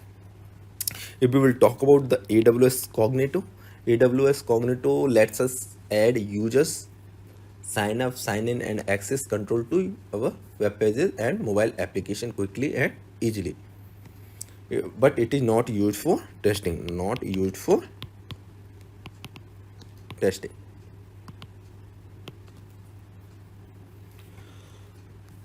If we will talk about the AWS Workspaces, what it do? It is actually a managed secure cloud desktop service. Managed cloud desktop service. If we will talk about Amazon AppStream 2.0, which is actually a fully managed application streaming service. Why I noted down here, so you can also capture the screenshot of this particular area so you understand what these services do. So it will help you. If we'll talk about AWS Device Farm, that is used for app testing service. If we'll talk about Amazon Cognito, it is actually not used for testing. AWS Workspace, that is managed cloud desktop service. Amazon AppStream 2.0, that is fully managed app streaming service, which is available in AWS. So it can help you in other questions as well. So for this one, we need to test the application, web application. So what we will use? We will use AWS Device Farm. Let's talk about next question. A solution architect has been asked to suggest a solution for analyzing data in S3 using standard SQL queries. The solution should use a serverless technology. Which AWS service can the architect use? The option we are having: Amazon Athena, Amazon Redshift, Amazon Glue, AWS Glue, Amazon Web Services Data Pipeline. So what we need has been asked to suggest the solution for analyzing data in S3 using standard SQL query. So what these services do? We will talk about the Amazon Athena.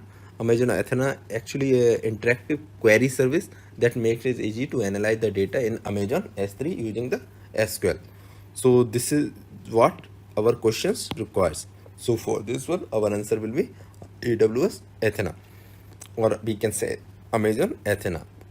If we will talk about Amazon Redshift, you already know it is used for analytics but cannot be analyze data in S3. What it do? It can be used for analytics but not for analyzing. If we will talk about the AWS Glue, which is fully managed extract, transform, and load, that is also known as ETL service, that makes it easy for customer to prepare and load their data for analytics. It is not used for analyzing the data in S3. So it is also used for analytics actually. We will talk about the last service, AWS Data Pipeline.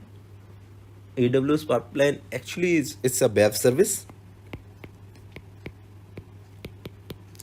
that help us to reliably process and move data between different AWS compute and storage service. Also, it helps us to move the data between on-premises data sources as well, from AWS to on-prem. This is what AWS Data Pipeline helps. So this is what we have in this question. Let's talk about next question. You are building a small web application running on EC2 that will be serving static content. The user base is spread out globally and speed is important. Which AWS service can deliver the best user experience cost effectively and reduce the load on the server? So you are building a small web application running on EC2 that will be serving static content. The user base is spread out globally and speed is important. Which AWS service? Okay, so the thing is, we have the option Amazon CloudFront, Amazon S3, Amazon Redshift, Amazon EBS Volume. So normally, if you have the knowledge about other clouds and all, you have the content delivery network, and in Amazon we have AWS, we have Amazon CloudFront. What actually happens? You build your application and you host it on some particular servers in the cloud, but your users can be at any place, right? Globally. That is what they mention. Your users are, but the thing is, if the user which is near to this particular server will access this web application, they can access it very fast. But in normal cases, if the user will access this application, it will take little bit more time than this particular user. But what they are saying, the speed is important. Okay, so what this CloudFront do, it will keep the copy near to the end user. That is the Amazon CloudFront. So wherever their users are there, nearest CloudFront will have the same content available. So whenever they will access, they want to access this particular web application which is hosted here, they can directly access from this CloudFront. So this is what Amazon CloudFront do. So for this one, our answer is Amazon CloudFront. Which of the following is the least expensive EBS? EBS is Elastic Block Store Volume Type. Okay, so here we need to choose the least expensive.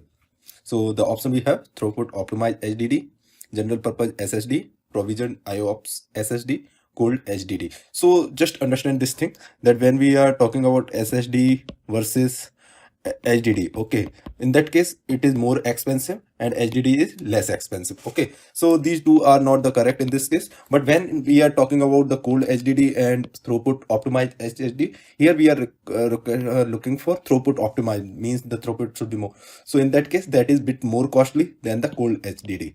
So our answer will be cold HDD. Let's see the next question. Which of the following services allow you to access the underlying operating system? RDS, EC2, EMR, or DynamoDB? So we need to choose two options out of this. See, RDS and DynamoDB.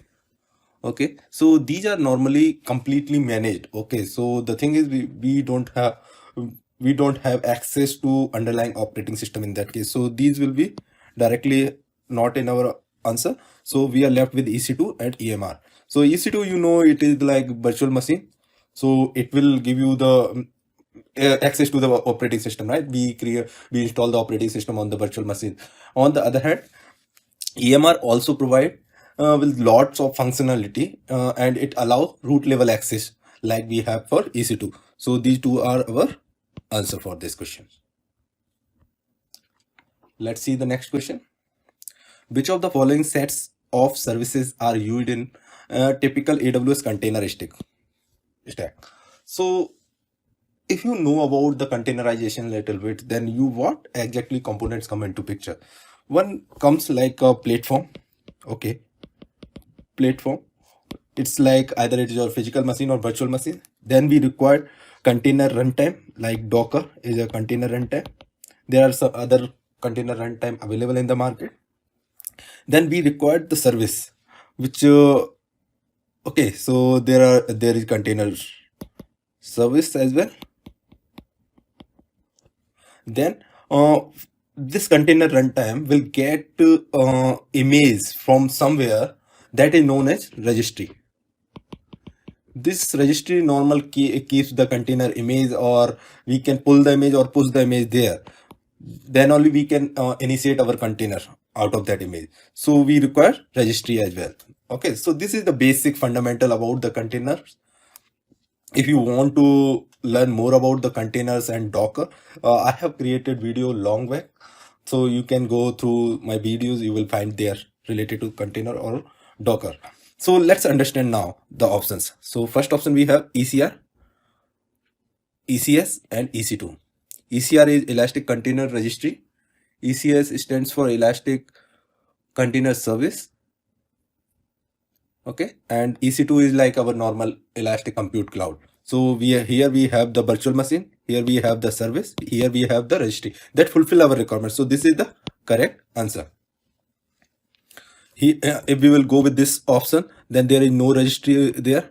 Okay, if we will go here also we don't have ECS or ECR, that is the required one. Here we have the ECS and ECR, but we don't have the platform where we can host our containers. So S3 is just a storage. Okay, so these three are not the right choice. The correct choice is ECR, ECS and EC2. Let's talk about next question. You have been brought into add bits of custom code attached to a number of events on an existing application. The application needs to be updated quickly and you want to minimize the code you need to write.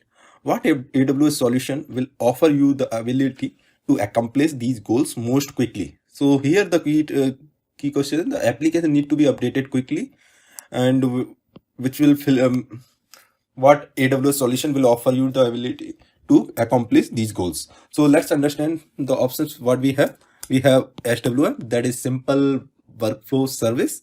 Then we have SQS, that is simple queue service. Then we have Kinesis, then we have Redshift. So in this case, you know that workflow works better when we need to take some actions, because workflow can be automated, means it will provide the means it will make your events automated. Like suppose somebody upload any files, for an example where we are using SharePoint and all, right, Teams. So somebody assign a task there, so to you automatically you will get an alert for that one.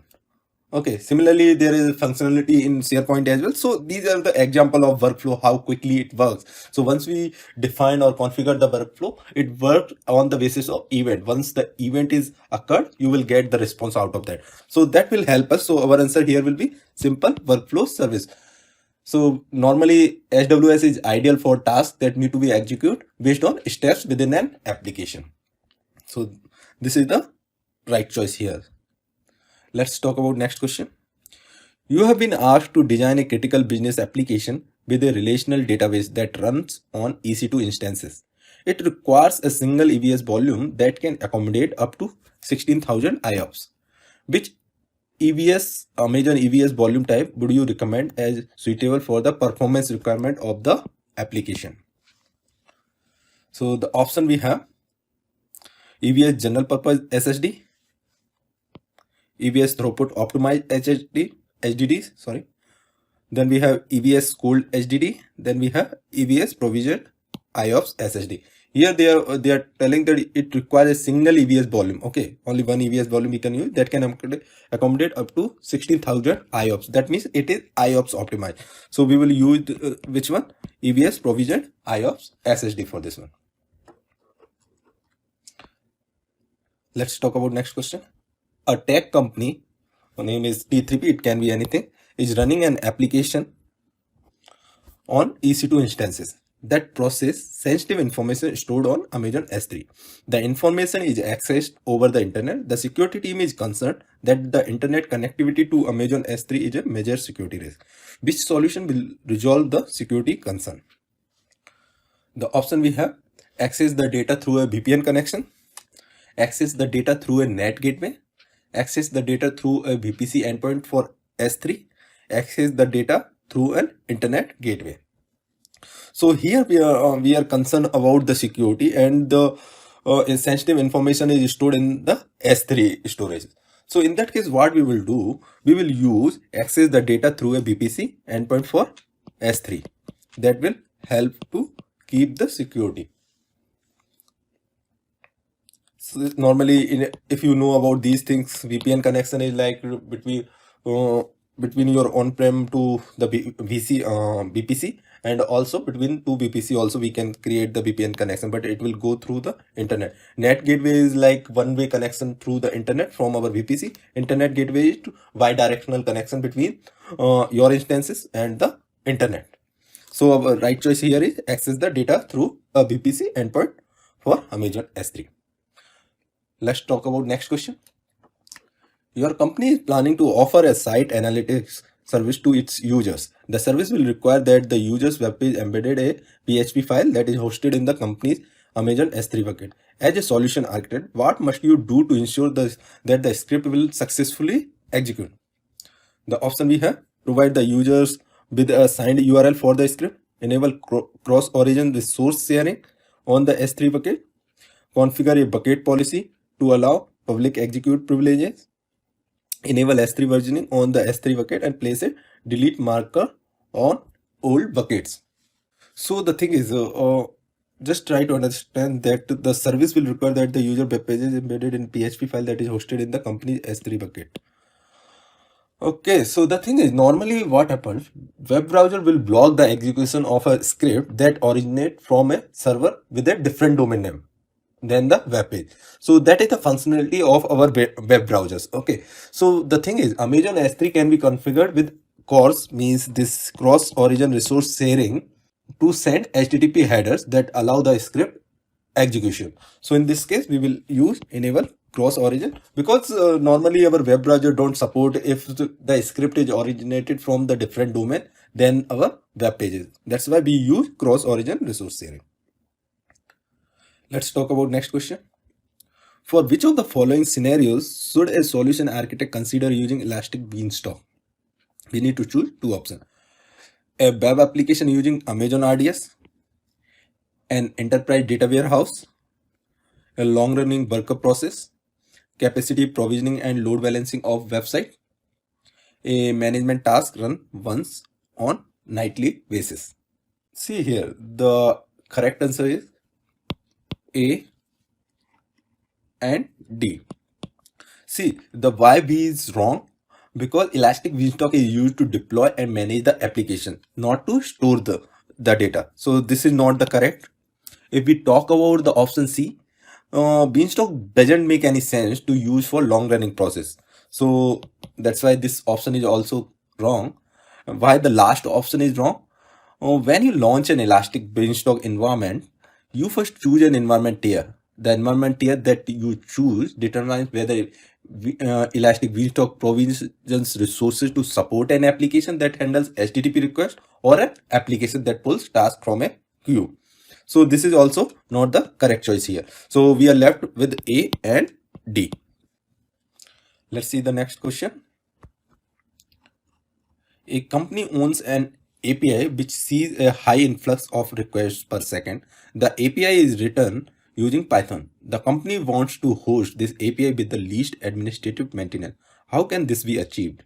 The option we have: use API gateway with the backend services as it is, use the API gateway along with AWS Lambda, use CloudFront along with the API backend service as it is, use Elastic Cache along with the API backend service as it is.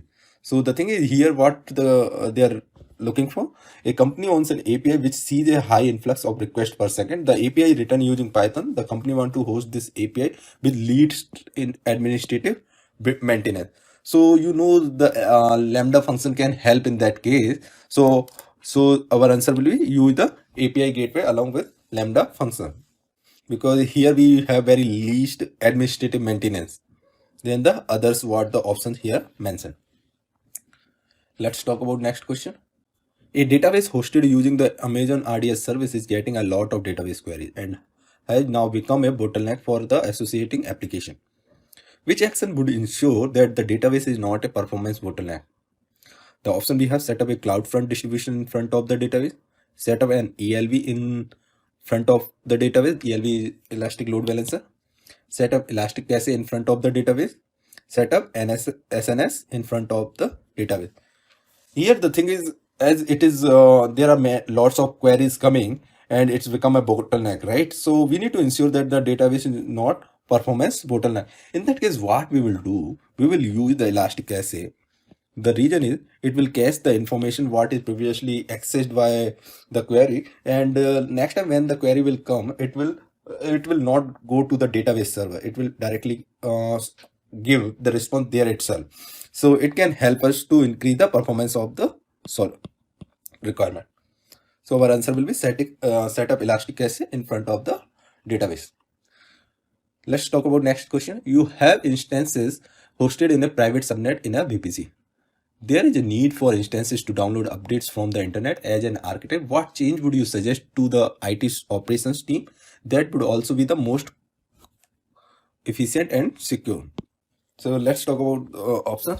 Create a new public subnet and move the instances to that subnet. Create a new EC2 instance to download the updates separately, then push them to the required instance. So the third option we have, use a NAT gateway to allow the instances in the private subnet to download the updates. Last option, create a VPC link to the internet to allow the instances in the private subnet to download the updates. As you know, when we gone through the subnet gateways, we have 4 kinds of gateway, right? In that one, we use NAT gateway that connect to our instances, which is inside the VPC. If it is our VPC, it is our EC2 instance. Then if we need to get the updates or patches from the internet, then we use NAT gateway. NAT gateway is like one-way connection. Okay, so this is the right choice here for getting the updates from the internet. So NAT gateway is used for that one. So our answer will be the third one. Let's talk about next question. A company is planning to build an application using the services available on AWS. This application will be stateless in nature, and the service must have the ability to scale according to the demand. Which compute service should be used in this scenario? The option we have AWS DynamoDB, AWS Lambda, AWS S3, AWS SQL. So the thing is, here we are talking about the stateless or kind of serverless, we can say, and this service should have the ability to scale according to the demand. So in that case, Lambda function is the best choice here. So we will use that AWS Lambda for this purpose. Let's talk about next question. A company requires to use the AWS RDS service to host a MySQL database. This database is going to be used for production purpose and is expected to experience a high number of read or write activities. Which EVS volume type would be ideal for this database? The option we have general purpose SSD, provisioned IOPS SSD, throughput optimized HDD, and cold HDD. So here what they are looking for, this database is going to be used for production purpose and is expected to experience a high number of read-write activity. Okay, when we are talking about the read-write activity, these are normally belongs to IOPS. So here we will use provisioned IOPS SSD. That will help us. Let's talk about next question. You have created an AWS Lambda function that will write data to a DynamoDB table. Which of the following must be in place to ensure that the Lambda function can interact with the DynamoDB table? The option we have, ensure an IAM role is attached to the Lambda function which has the required DynamoDB privilege. Ensure an IAM user is attached to the Lambda function which has the required DynamoDB privilege. Ensure the access keys are embedded in the AWS Lambda function. Ensure the IAM user password is embedded in the AWS Lambda function. So the thing is, normally it will be done through this one, first option, ensure an IAM role. We will attach IAM role with the Lambda function which has the required access or the privileges. So our answer will be the first one in this case. Let's talk about next question. A company is planning to use AWS Redshift service. The Redshift service and the data on it would be used continuously for the next 3 years as per the current business plan. What would be the most cost-effective solution in this scenario? Consider using on-demand instances for the Redshift cluster. Enable automated backup. Consider using reserved instances for the Redshift cluster. Consider not using a cluster for Redshift nodes.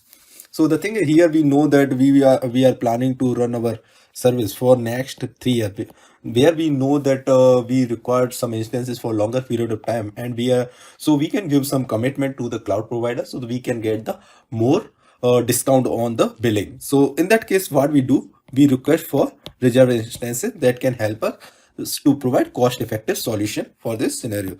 So we will consider using reserved instances. Whenever you know that you are planning to run your application or services for longer period of time, always try to use reserved instances in that case. Let's talk about next question. Currently, you are responsible for the design and architect of a highly available application. After building the initial environment, you discover that a part of your application does not work correctly until port 443 is added to the security group. After adding port 443 to the appropriate security group, how much time will it take for the application to work correctly? Generally, it takes 2 to 5 minutes for the rules to propagate. Immediately after a reboot of the EC2 instance belonging to the security group, changes apply instantly to the security group and the application should be able to respond to 443 request. It will take 60 seconds for the rules to apply to all availability zone within the region. So the thing is, uh, whenever we are hosting our services in the cloud, for such cases, whenever we update any rules or the port information in the security code, it works instantly. So there is no wait required or the reboot is required for that one. So changes will apply instantly to the security group and the application should be able to respond to 443 requests. Let's talk about next question. A company requires an open source system for automating the deployment, scaling and management of containerized application. Which of the following would be the ideal for such requirement? The option we have: use Amazon Elastic Container Service for Kubernetes, install a custom orchestration tool on EC2 instances, use SQS to orchestrate the messages between Docker and container, use AWS Lambda function to embed the logic for container orchestration. So when we are talking about automating the deployment, scaling and management of containerized application, this is the functionality of Kubernetes. So our answer will be use the Amazon Elastic Container Service for Kubernetes. Next question. You need to have a data storage layer in AWS. Following are the key requirements: storage of JSON documents, availability of indexes, automatic scaling. What would be an idea? This is the one here. Now the requirement question is, what would be an ideal storage layer for the above requirement? The option we have: AWS DynamoDB, AWS EVS volumes, AWS S3, AWS Glacier. So as I already mentioned earlier, RDS and DynamoDB is the managed storage, okay? Managed NoSQL data. So here DynamoDB is the managed NoSQL database that provides fast and predictable performance with seamless scalability. So whatever requirement it is showing, it can be fulfilled by the AWS DynamoDB. These are not the correct choice. So our answer will be AWS DynamoDB in this case. Let's talk about next question. An application currently allows users to upload files to an S3 bucket. You want to ensure that the file name for each uploaded file is stored in a DynamoDB table. How could this be achieved? So the option we have: create an AWS Lambda function to insert the required entry for each uploaded file.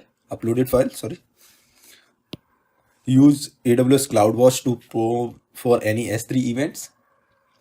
Add an event in S3 with notification sent to Lambda. Add the CloudWatch event to the DynamoDB table stream section. So the thing is, we can create here a Lambda function containing the code to process. So the thing is, first option is the right, and then we can add the name of the file to the DynamoDB table.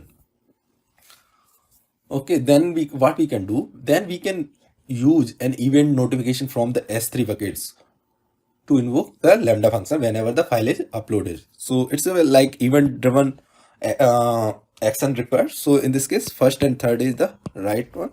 We will create the Lambda function and then we will add an event to in S3 with notifications sent to Lambda. So first and third is the right answer. Let's talk about next question. You have an S3 bucket hosted in AWS that is used to store the promotional video you upload. You need to provide users access to S3 bucket for a limited duration of time. How could this be achieved? Okay, so the option is use versioning and enable a timestamp for each version. Use pre-signed URL with session duration. Use IAM role with a timestamp to limit the access. Use IAM policy for that one.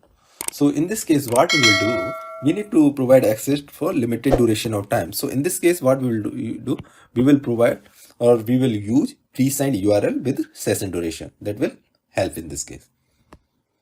Let's talk about next question. Your company is looking at decreasing the amount of time it takes to build servers that are deployed in EC2 instances. These instances always have the same type of software installed as per the security standards. As an architect, what would you recommend in decreasing the server build time? The option we have, look at creating a snapshot of EVS volume, create the same master copy of EVS volume, create a custom AMI, create a base profile. So the thing is, here they want these instances always have the same type of software installed as per the security standards. That means we need to provide the custom template, or we can say custom image. So custom AMI can be used in this case. So our answer will be create a custom AMI. Let's talk about next question. You are a solution architect for an enterprise providing big data solutions. You are storing petabytes of data in Amazon S3. They would like to regularly run a few quick queries against data in Amazon S3. You are looking for a cost-effective solution without loading the entire data from S3 into Redshift. Which of these options would you recommend? The option is use Amazon Redshift Direct Access to run SQL queries directly on Amazon S3. Use Amazon Redshift Spectrum. Okay, here the Redshift Direct Access, here Redshift Spectrum to run SQL query directly on Amazon S3. Compress the data in S3 and load it into Redshift using copy command. This reduce data size and costs. Use Amazon workload management to run SQL query directly on S3. So the thing is, in this case, we will use Amazon Redshift Spectrum to run SQL query directly on Amazon S3. So let's see the next question. You are a solution architect for a banking organization. You are working in a foreign investment department and the daily position statement is stored in S3. These reports should never be deleted. How can this be achieved? The option we have, enable MFA delete. So that someone try to delete it, it has to be approved by the MFA device. Use Amazon S3 object lock. Enable cross-region replication so that objects get deleted in another region. Enable versioning. This way, even if the object is deleted, it can be restored from version history. So as the requirement is, these reports should never be deleted. Okay, so in that case, what we will do, we will use Amazon S3 object lock. So it can help for us. Let's talk about next question. You are a solution architect at T3P. You want to run a mission critical batch program once a week at the lowest possible cost. Your batch program runs for 4 hours and cannot be interrupted. Which of these options would you recommend? The option we have, scheduled reserved instances, standard reserved instances, spot instances, on-demand instances, and convertible reserved instances. So the thing is, you want to run mission critical batch program once a week at the lowest possible cost. Your batch program runs for 4 hours and cannot be interrupted. So as we know that we just need to run once a week, so we will use scheduled reserved instance in this case. Let's talk about next question.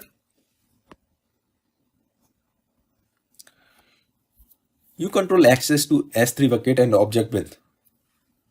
The option we have, identity and access management policies, IAM policies, access control lists, bucket policies, or all the above. So you want to control access to S3 buckets and its storage. We can do it all of the above. All the services are correct. So our answer will be all of the above. So whenever you get such questions, please read carefully, because in the last, when you find that more options are correct, there should be either both option or 3 options are there. So we need to choose carefully. Sometimes what happens, we are in hurry, we just found, okay, first option is correct, we just choose them and skip to the next question, but that can harm us. answer. So let's see the next question. What bandwidths do AWS Direct Connect currently support? So normally it support 1 Gbps and 10 Gbps. That we need to remember. There is no logic behind it. Let's talk about next question. If no explicit deny is found while applying IAM policy evaluation logic, the enforcement code looks for any instructions that would apply to the request. So the thing is, if no explicit deny is found while applying IAM policy evaluation logic, so normally if we have allow also, it will not work. So okay, so in this case our answer will be allow. Normally logic checks for any allow instruction to check if the request can be successfully completed or not. So here our answer will be allow. A user is trying to create a vault in AWS Glacier. The user wants to enable notifications. In which of the below mentioned option can the user enable the notification from the AWS console? The option we have: Glacier does not support the AWS console, archival upload complete, vault upload job complete, vault inventory retrieval job complete. So in which option can the user enable the notification from the AWS console? So the answer for this one is vault inventory retrieval job complete. Let's see the next question. Is there any way to own a direct connection to Amazon Web Services, AWS? The option we have: no. AWS only allow access from the public internet. No. You can create an encrypted tunnel to VPC, but you cannot own the connection. Next option: yes, you can buy Amazon Direct dedicated connection. Yes, you can buy AWS Direct Connect. So what they are asking, is there any way to own a direct connection to AWS Web Services, Amazon Web Services? That means they are looking for connection from your organization, like from this VPC. VPC is like in the cloud, and then your organization. They're looking for a connection, okay, which you can own it. So in this case, we have the AWS Direct Connect. So this connection. So our answer will be yes, we can via AWS Direct Connect. Let's talk about next question. You are setting up some EVS volumes for a customer who has requested a setup which includes a RAID, that is redundant array of inexpensive disk. AWS has some recommendation for RAID setups. Which RAID setup is not recommended for Amazon EVS? So it's also again a concept which is looking for which is not the recommended one for Amazon EVS. So RAID 0 is yes, RAID 1 is yes, RAID 5 is yes. So RAID 5 and 6 is not. So our answer for this one, because here they are looking for not recommended, so our answer will be RAID 5 and RAID 6. So the first question what they are talking about, you have a requirement to host a static website for a domain named t3p.com in AWS. This name can be anything. How would you set up this? We need to select two options for that one. Host the static site on an EC2 instance. Use root 53 with static website in S3. Use root 53 as the domain registrar to register the domain name.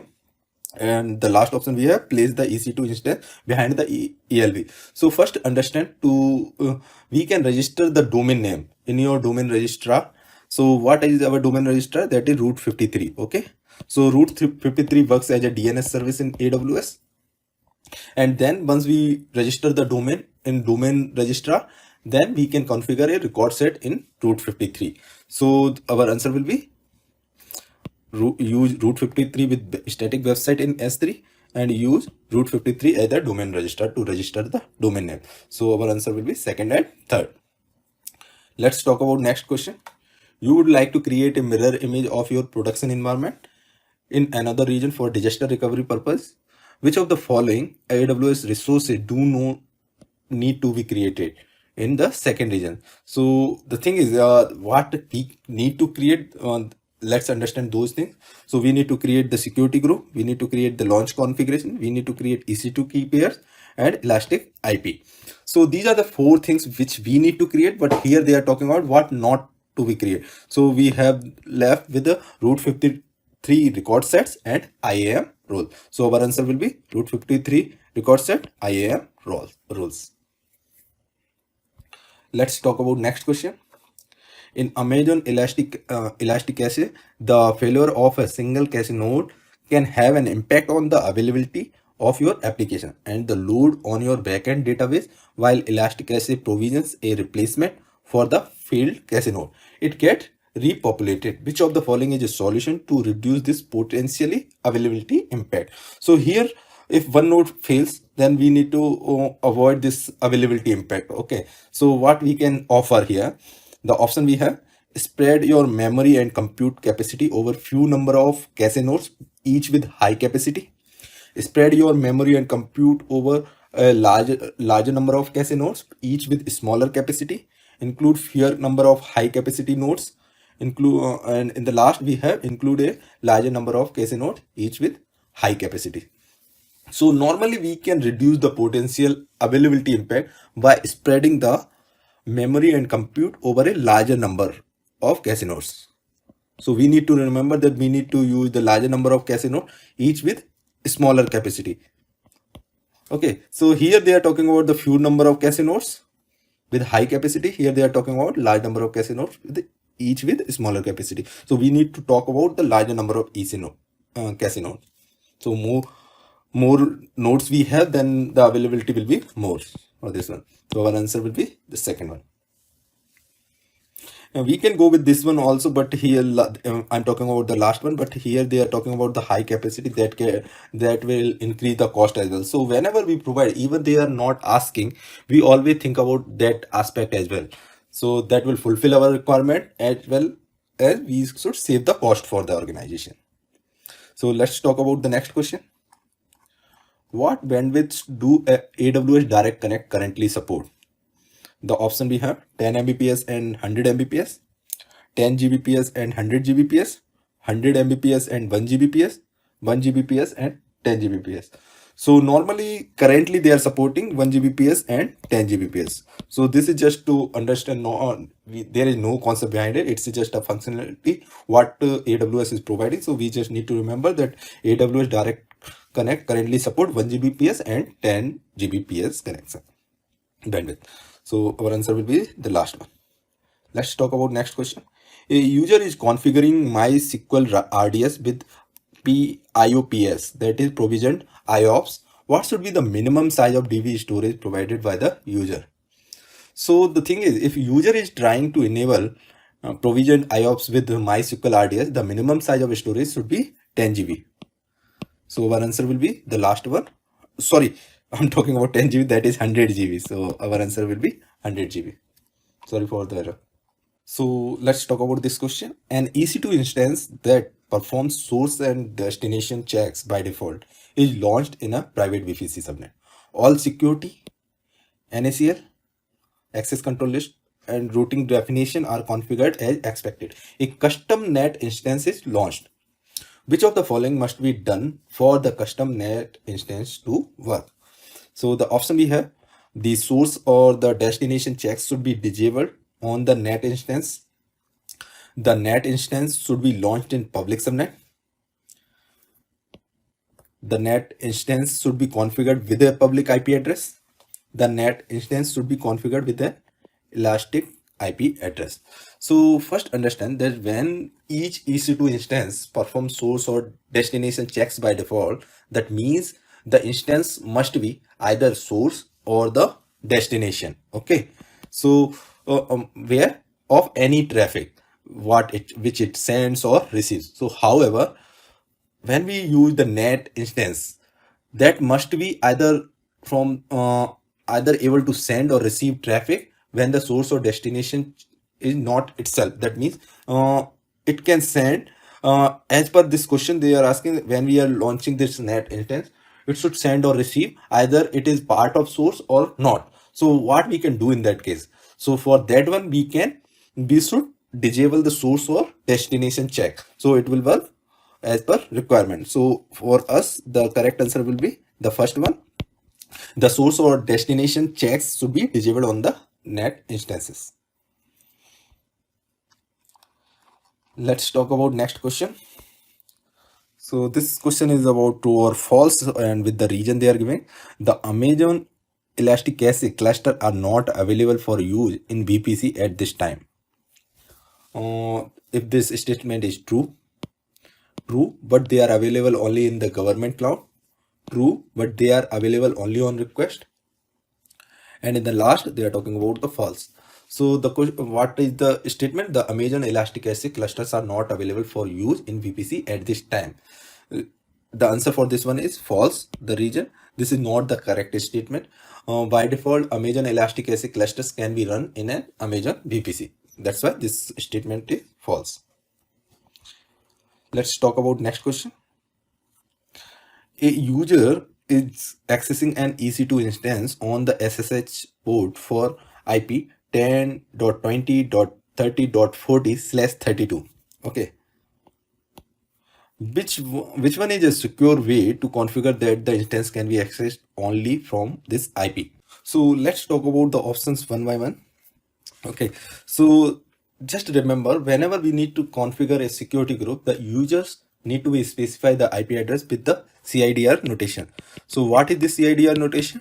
To represent the IP address with like a.b.c.d/e. Here that is the subnet. Okay, so normally we get the case like 10.20.30.40/24. That means that the first 24 bit represent the network ID and the last represent the host. So in this case, if we will go with this one, there will be like 255 hosts. Okay, and these will be the fix while going through the all the ranges of this IP address. How we can calculate it? I'll share the calculator details where you can find it. Otherwise, you can do it very easily if you have understanding about the subnetting. So the thing is, when we are talking about for configuring security group, we need to represent the IP address in CIDR format. So first two are not the correct choice. So in these two, if we are talking about the range, this one represent, the third option represent only the one IP address. Okay, and this represent the whole IP address from so these are more than one. So in this case, we need to, a user is accessing an EC2 instance on SSH port for IP address this one. Okay, that means that they are talking about one IP address. So our answer will be this one. Okay, third one. Let's talk about how we can calculate and how many IPs are there. So this is the link for IP calculator. Okay, IP calci, whenever you put in on Google IP calci, you will get this link on the first page itself. Once you will go here, you just need to provide the IP, okay, and the subnet mask.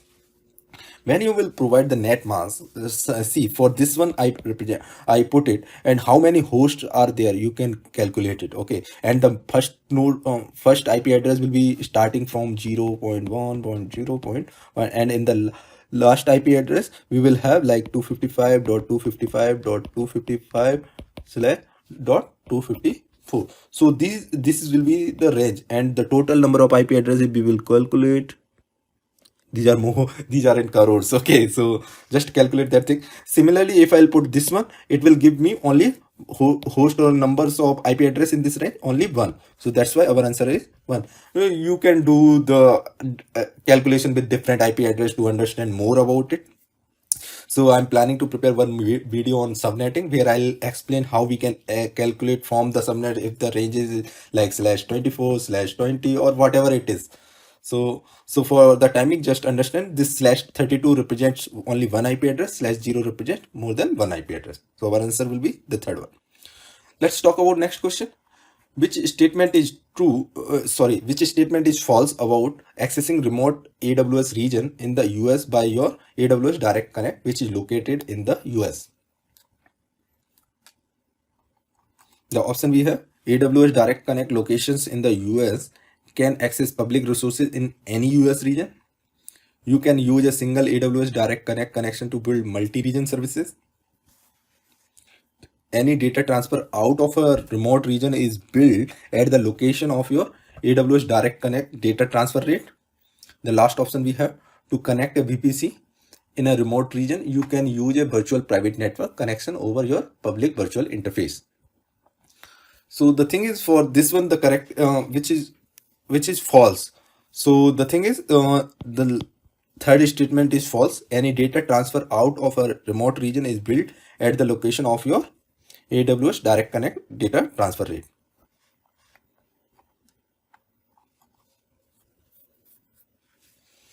Let's talk about next question. A company is currently running a production workload on AWS that is very IO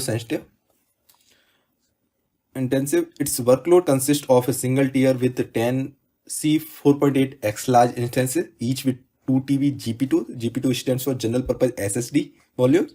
The number of processing jobs has recently increased and latency has increased as well. Okay, the team realized that they are constant on the IOPS. So for the application to perform efficiently, they need to increase the IOPS by 3000 for each of the instances. Which of the following designs will meet the performance goal most cost effectively? So the thing is, here we need to provide the accurate solution as well as we need to save the cost. So the first option we have, change the type of Amazon EVS volume from GP2 to IO1, that is IOPS SSD, and set provision IOPS to 9000. Second option we have, increase the size of the GP2 volumes in each instance to 3 TB. Create a new Amazon EFS file system and move all the data to this new file system. Mount this file system to all 10 instances. The last option, create a new Amazon S3 bucket and move all the data to this new bucket. Allow each instance to access this S3 bucket and use it for the storage. So the thing is, let's talk about the first option where they are talking about change the type of Amazon EVS volume from GP2 to IO1. So, and set provisioned IOPS to 9000. That can fulfill our requirement, okay. But the thing is, when we will move from GP2 to IOPS, it is costly, okay. So it is more expensive because IO1 or provisioned IOPS SSD is more expensive. That's in comparison to GP2. So this option is wrong. The correct answer is this one. The reason is normally the GP1 with the 2 TB volume size 6000 IOPS, okay. So if we will add additional 1 TB and make it like 3 TB, it will increase by another 3000 IOPS. So total we will get the 9000 IOPS. So that will fulfill our requirement as well, and it will not be that much costly where we were talking about IO1. So this is the correct answer when we are talking about these two. Here the thing is, there is not enough information which can actually provide to us. So we don't know if the instance can use shared storage or not. So that's why our answer will be increase the size of GP2 volumes in each instance to 3 TB. Let's talk about next question. A company wants to move a web application to AWS. The application stores session information locally on each web server, which will make auto scaling difficult. As part of the migration, the application will be rewritten to decouple the session data from the web servers. The company requires low latency, that means the high speed, scalability and availability. Which service will meet the requirements for storing the session information in the most cost effective way? So the option we have, Amazon Elasticsearch with the Memcached engine, Amazon S3, Amazon RDS MySQL, Amazon Elasticsearch with the Redis engine. So this is the service, Amazon Elasticsearch with the Redis engine, which can help to fulfill this requirement for storing the session information in most cost effective way. So our answer will be the last one, Amazon Elasticsearch with the Redis engine. Let's talk about next question. Which of the following statements regarding S3 storage classes is correct? The availability of S3 and S3IA is the same. The durability of S3 and S3IA is the same. The latency of S3 and Glacier is the same. The latency of S3 is greater than that of Glacier. So the thing is, the availability of S3 and S3 is the same. That is not correct, because if you are talking about the availability of this one, for S3 it has the availability like 99.99, and for S3IA we have the availability 99.9. So it is not the same. There is a difference of 19. So this is not the correct. Durability for S3 and S3IA is same. So that is the correct option. S3 latency of S3 and Glacier is the same. So understand, Glacier is used for archiving purpose, that is for normal purpose. So obviously the latency of S3 is lower than the Glacier one. In the last question they are talking about the latency of S3 is greater than that of Glacier. So as I already mentioned, it should be low latency. That's why it is faster and it is slower. So our answer for this one is the durability of S3 and S3IA is same. Let's talk about next question. Amazon's AWS volume SAR, that is elastic block storage. So the option we have block based storage, object based storage, based on magnetic disk by default, available in variety of SSD and magnetic options. So when we are talking about the EBS, that is block based storage, that is the correct choice. So it is not the object based. Based on magnetic disk by default, EBS is by default SSD. Okay. So it's but it can be used as magnetic option as well. So our answer will be the last one. It is also correct. By default, it is SSD, not the magnetic disk. So our answer is first and last. Let's talk about next question. Which of the following is a basic principle of fault tolerance in AWS? Launch instance in separate VPC, launch instances in separate regions, launch instances in separate subnet, launch instances in edge location. So the thing is, here they are talking about the fault tolerance. So the thing is, we need to make sure that our environment, if anything get failed, it should be available on different places. So for the best principle, if we are talking about, it should be in separate regions. So our answer will be launch instances in separate region. So it will provide degree of redundancy, we can say. It will provide the redundant infrastructure to us. If anything happened wrong, then it will be available from the another region. So let's talk about next question. Which of the following would you use to route traffic from your subnet to the public internet? Okay, so we need to define it. Okay, so we should define destination 0.0.0.0/0 that represent actually the public internet. The target your internet gateway. Destination is 0.0.0/16. Target is your internet gateway. Destination is your internet gateway and target is like that is the range of the public internet. Destination is for the public internet and the target is your virtual private gateway. So that is not the correct. Okay, the last one is not correct. This is also not correct. So here from your subnet to the public internet. So our destination is public internet. That means that our this option is the correct one. And target will be your internet gateway. Let's talk about next question. You have web applications that are serving up content via a large RDS instance.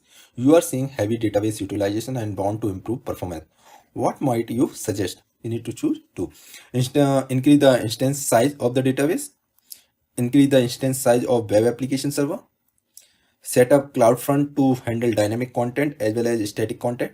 Add an additional fleet of EC2 instances to serve the web content.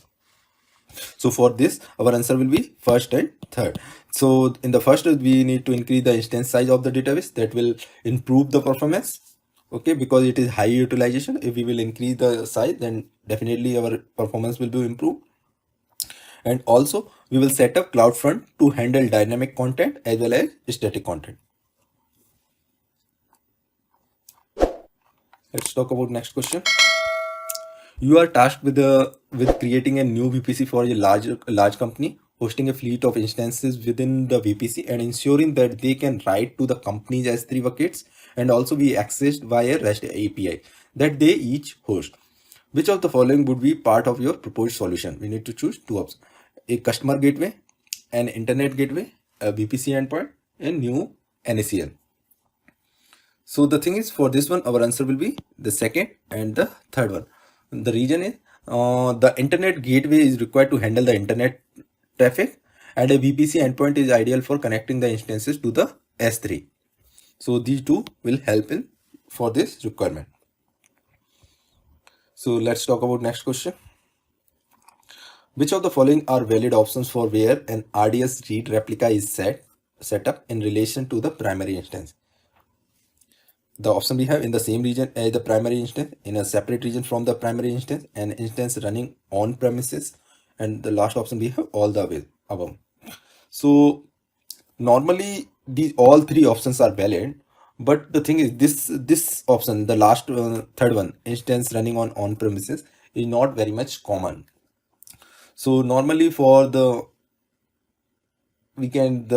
ideal situation, we can set up a read replica in an read replica normally created in separate regions from the primary instance. So this is the ideal situation.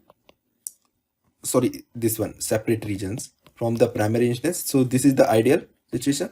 This can be, and this is the in the last, but these all are the valid options. If we they are talking about the most appropriate choice, then we will go with this one.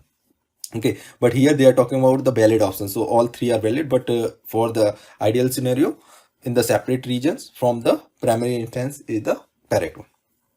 So for this question, for the valid, our answer will be all the above. Let's talk about next question. Which of the following is a valid reason to use a magnetic EBS volume? You need to choose two options. You want a low cost option for your EBS volume. You have a set of data that is infrequent access but want it stored on an EBS volume rather than S3. You need to perform processing to support Oracle installed on a fleet of EC2 instances. You have low latency apps and want to run them on a bootable volume. Second option is also correct. So you have a set of data that is infrequent access. So for magnetic EBS, it is infrequent access. If it is frequent access, then we need SSD EBS volume. So these two are the correct choice for these. Let's talk about next question. What is the default security on a newly created S3 bucket? The option we have read only, read and write is permitted from EC2 instances in the same region. Completely private, reads and writes are disallowed. There is no policy defined to allow ECS tasks to access S3. So for this one, the correct answer is completely private. So the default security on a newly created S3 is completely private. Let's talk about next question. Which of the following are true about an egress only internet gateway? The option we have, it's only support IPv4 traffic, it is stateful. It only supports IPv6 traffic, it is stateless. So what is true about the egress only internet gateway? Okay, so when we are talking about the egress only internet gateway, it's only support IPv6 traffic and also it is stateful. So our answer is second and third. Let's talk about next question. What does the CIDR block 0.0.0/0 represents? As I already talked about, it is talking about the entire internet. Okay, but with the entire internet, we have three options. So the option we have only the entire internet, internet limited to IPv4 addresses, entire internet limited to IPv4 v6 addresses, inbound traffic from the entire network. Okay, so it's normally represent the entire internet, that is correct. But the thing is, this is the representation of IPv4 address. So our answer will be the second one, the entire internet limited to IPv4 addresses. Let's talk about next question. You have been tasked with replacing a legacy LDAP directory server that manages user groups and permission and provides single sign-on capability with a cloud-based solution in order to reduce maintenance cost for the current directory server and code base. What AWS services should you investigate?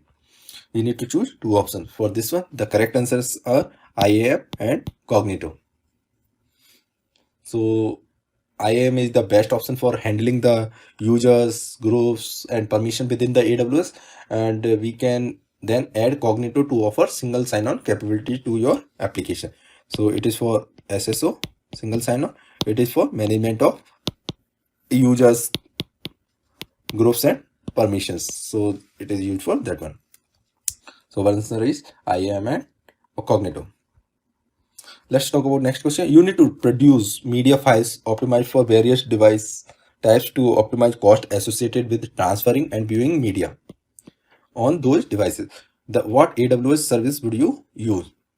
The option we have SWF, Workspaces, Elastic Transcoder, Cost Explorer. So for this one, we have Elastic Transcoder, that is the correct choice. What it do, it allows you to produce media files that are optimized and well suited for various device types. So this is the correct choice for this one. Let's talk about next question. Which of the following is the least expensive payment model for reserved instances? Okay, so for the reserved instances, the option we have no upfront, that means we don't no need to pay in upfront, partial upfront, all upfront, they are all the same. So the thing is, with any cloud provider, it's not about only AWS, any cloud provider, when we pay more, they will give us more discount. So least, they are talking about least expensive payment. So that means the all upfront, if we will pay for the reserved instances, we will get the more discount. So that is the correct choice for this question. You control access to S3 buckets and object. Okay, here they are talking about the S3 bucket and objects. We need to access the control of these buckets and the object storage. Okay, so what we will do, we can use option we have identity and access management policies, access control list, bucket policy, or all the above. So normally for controlling access on S3 bucket and objects, we can use IAM policies, access control list, and bucket policy. All the above is the right choice for this question. So let's talk about next question. Auto scaling requests are signed with a signature calculated from the request and the user's private keys. The option we have SSL. Next we have AES 256. Then we have HMAC SAA-C03. Last we have X.509. So for this one, the correct answer is HMAC SAA-C03. Okay, so what exactly it is? HMAC is a keyed hashing for message authentication. If you talk about the MAC itself, it is a message authentication code, and HMAC is hashing for message authentication. So this HMAC can be used in the combination with any kind of iterative cryptographic hash function. If you are aware about the cryptography and the hash function, there are few hash function like MD5 or SAA-C01, SAA-C02. These are the hash function if you are aware. So this HMAC can work with any of the cryptographic hash function. So in this case, the auto scaling requests are signed with the HMAC SAA-C03 signature. So let's talk about next question. Which of the following is the Amazon resource name condition operator that can be used within an identity and access management policy to check the case insensitive matching of the ARN? The option we have ARN check, ARN match, ARN case, and ARN like. So normally, so for this one, our answer will be ARN like.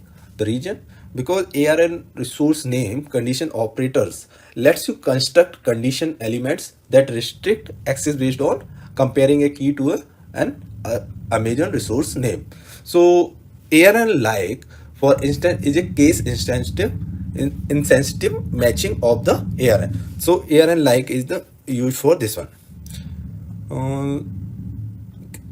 Case insensitive matching for ARN. So let's talk about next question.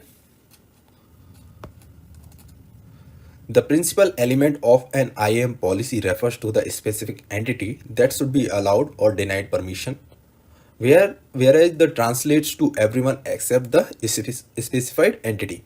The option we have not principal, vendor, principal, or action. So here our answer will be the not principal. The reason, the element not principal that is included within your IAM policy statement allow you to specify an exception to a list of principal to whom the access to a specific resource is either allowed or denied. So that's why our choice will be not principal. So that is actually an element that need to be included. So our answer will be not principal. Let's see the next question. Here the question we have, do you need to use Amazon Cognito to use the Amazon Mobile Analytics service? The option we have, no. However, it is recommended by AWS to use Amazon Cognito for security-based practices. Second is yes. The reason is you need to use it only if you have IAM root access. Third option we have, no. The reason they are giving, you cannot use it at all and you need to use AWS IAM account. The last option is yes. It is recommended by AWS to use Amazon Cognito to use Amazon Mobile Alert. mobile analytics services. That is the same what they are referring in the question.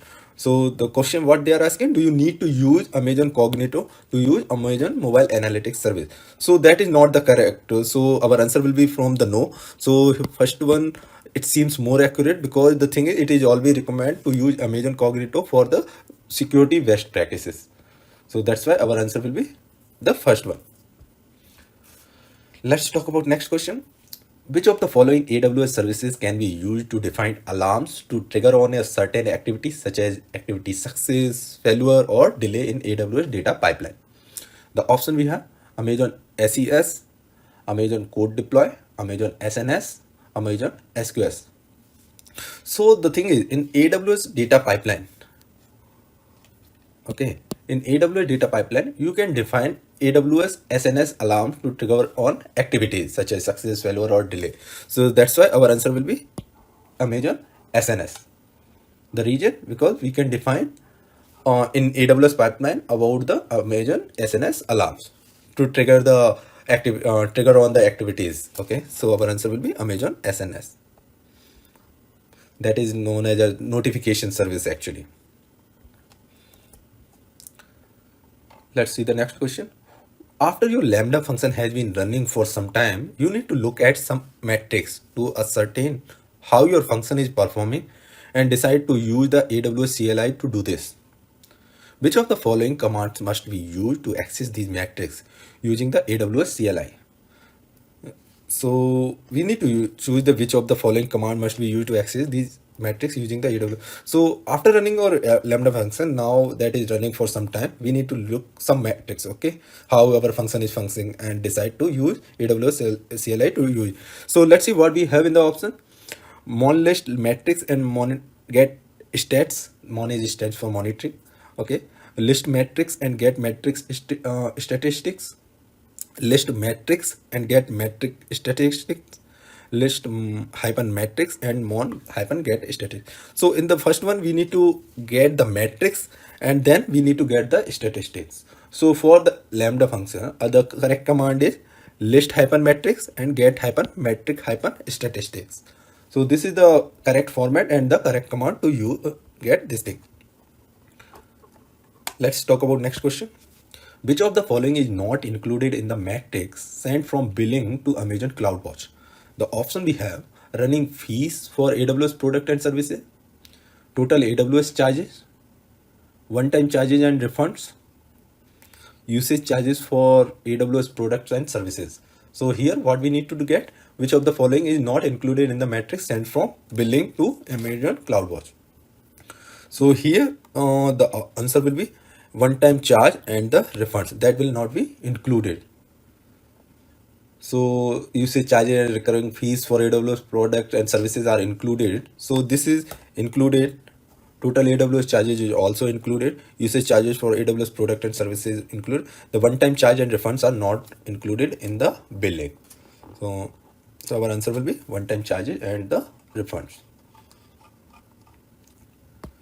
Let's talk about next question. So a solution architect is designing the storage layer for a recently purchased application. The application will be running on AWS EC2 instances and has the following layer and requirements. So the layers what we have: first we have the data layer, a POSIX file system shared across many systems. Then we have the service layer, what it is stating: static file content that require block storage with more than 100,000 IOPS. Which combination of the services will meet these needs? Okay, so we have the option like in data layer: Amazon S3, Amazon EC2 ephemeral storage, Amazon EFS. So here we are talking about the file systems, right? Just to understand. Okay, so data layer is talking about the file system. So our answer will be data layer, Amazon EFS. Next, static when we are talking about the static service layer, static file content that require block storage with more than 100,000 IOPS. So the option we have: service layer Amazon EBS volume with provisioned IOPS, service layer Amazon EC2 ephemeral storage. So in this case we will use this Amazon EBS volume with provisioned IOPS, because it is defined that we need to use this one, these many IOPS. So our answer from service layer will be Amazon EVS volume with provisioned IOPS. So these two are the correct answer here. Let's talk about next question. A company is using AWS Cloud Formation to deploy its infrastructure. The company is concerned that if a production cloud formation stack is deleted, important data stored in Amazon RDS databases or Amazon EVS volume might also be deleted. How can the company prevent users from accidentally deleting data in this way? So guys, if you are not aware about what exactly the cloud formation is, in general it is Terraform. In AWS we known as a cloud formation service. So the thing is, the option we have, modify the cloud formation templates to add a deletion policy attribute to RDS and EVS resources. Second option, configure a stack policy that disallows the deletion of RDS and EVS resources. Third option, modify IAM policy to deny deleting RDS and EVS resources that are tagged with an AWS Cloud Formation stack name tag. The last option we have, use AWS config rules to prevent deleting RDS and EVS. So in this case, we need to avoid deletion. Okay, so in this case, what we will do, we will use the AWS config rules, okay, to prevent deleting RDS and EVS resources. So our answer will be the last one, use AWS config rules to prevent deletion of RDS and EVS resources. So let's talk about next question. This is the question based on true and false. Okay, so required procedures should be adequately captured in runbooks and playbooks to align with the best practice of operate. Required procedures should be adequately captured in runbooks and playbooks to align with the best practices of operates. So normally that's not true. The reason, because required procedures should be adequately captured in runbooks and playbooks to align with the best practices of prepare, not the operate. So if it is here, it will be prepare, then it will be true. So we use this required procedure for that one. So this statement is not correct. Let's talk about next question. As a best practice, it is recommended to start with how many availability zones per region. As you know, there in every region we can have more availability zones. Okay, like AZ1, AZ2, AZ3, AZ4, it can be 2 or more. Okay, and one more thing, these AZ is also known as data centers. So in this case, the option we have 4, 3, none of the above, 2 or 1. As per best practice, we should have minimum 2. So start with, that is similar to what we can say the minimum availability zone we should have as per best practice. So our answer will be 2. Let's talk about next question. Which AWS service can detect the total load that has exceeded the defined threshold across multiple servers and provide an alarm while supporting the best practice of scalability? The option we have, Amazon Simple Notification Service, that is SNS, Amazon CloudWatch, Amazon CloudFront, Amazon Elastic Cloud Compute, that is Amazon EC2, similar to VM we can say, virtual machine, Elastic Load Balancer, that is ELB. So what we know, which service can detect the total load that has exceeded the defined threshold. So there is something to monitor or watch this thing. So that's why we have the service called Amazon CloudWatch for that one. So our answer will be Amazon CloudWatch. That can help in this way, that can detect the exceeding the threshold value of the resources. So let's talk about next question. Statistics are metric data that is aggregated over a specified period of time. What comprises these aggregation? Select all that apply. So the option we have, namespace, metric name, dimension, data point, IP address. So statistics are metric data that is aggregated over the specified period of time. So for this one, our answer will be the namespace, metric name also, dimension and data point. So these 4 are the correct choice for this. The reason, because this comprises the aggregation over the specified period of time. That is, IP address is not the correct answer for this one. Let's talk about next question. What is the maximum possible size of a single message sent through Amazon SMS?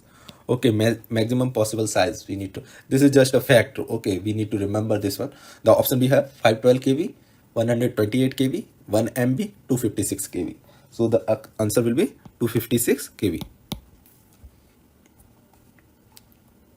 Next question we have, what is true about NoSQL databases? We need to select two responses out of these. We need to talk about NoSQL databases. They are distributed fault tolerance. The only NoSQL option that is available on AWS and Amazon DynamoDB. They are best for complex data sets with multiple keys. They can process large amounts of data with high availability. Okay, so for NoSQL database, the two facts are they use distributed fault tolerance and they can process large amount of data with high availability. So our answer will be first and last. Let's talk about next question. Which service lets you drag and drop resources onto a design area to automatically generate JSON formatted or YAML formatted cloud formation template? As I already talked about cloud formation, that is a Terraform. Okay, it is known as a IAC, infrastructure as code. The option we have AWS OpsWorks, AWS Elastic Beans, AWS Cloud Formation Designer, AWS Glue. So here we are talking about the cloud formation template, which is the service which help us to, we can create the template with the drag and drop feature. So that can be done in AWS Cloud Formation Designer. So our answer will be the third one, AWS Cloud Formation Designer. Let's talk about next question. So this question we need to say yes or no, or we can say true or false. The question we have, as a best practice associated with automation would include using Amazon CloudWatch to detect an application server crash so that a new server can be launched in parallel with the notification to the administrator being sent. Okay, so as we know that CloudWatch can help us to detect the threshold value and all about the servers. Okay, so it can help in that way. So our answer will be the 2 for this one. So how it can help? It can detect an application server crash, so the new servers can be launched on in parallel, and the notification will be sent to the administrator. So our answer will be true for this one. Let's talk about next question. Which database option provides single-digit millisecond latency at any scale? Amazon Aurora, Amazon DynamoDB, Amazon Relational Database System, that is Amazon RDS, Amazon Redshift. So what it need to provide? It need to provide single digit millisecond latency. So that is provided by the Amazon DynamoDB, which provides single digit millisecond latency at any scale. So our answer will be Amazon DynamoDB. Let's talk about next question now. A customer decide to classify data into sensitive levels and use mechanisms such as encryption and tokenization. Which security design principle is described? The option we have: implement strong identity foundation, enable traceability, apply security at all layers, protect data in transit and at rest, automate security best practices. So as a customer decide to classify data into sensitivity level, so the thing is here we need to protect the data. So in that case we need to protect data in transit and at rest. So encryption and tokenization can be implemented on that one. So our answer will be protect data in transit and at rest. Let's talk about next question. Which options should users who have urgent computing needs for large amounts of additional capacity use for optimizing costs? The option we have: dedicated instances, on-demand instances, spot instances, reserved instances.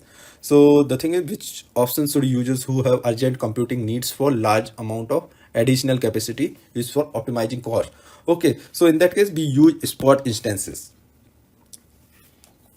because in spot instances are, we have the option for users where we can have urgent computing needs for large amount of additional capacity. We can use spot instances in that way.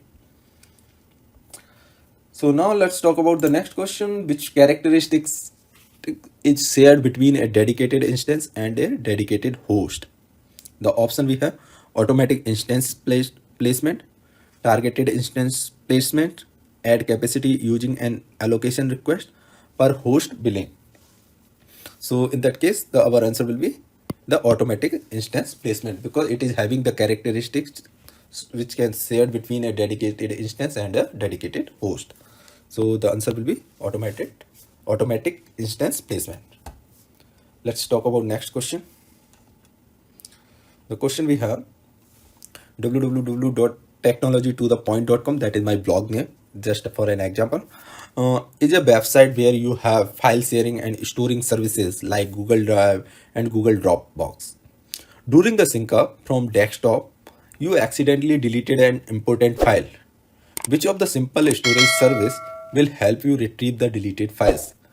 The option we have: versioning in S3, secured signed URLs for S3 data access, don't allow delete objects from S3, only soft delete is permitted, S3 reduced redundancy storage.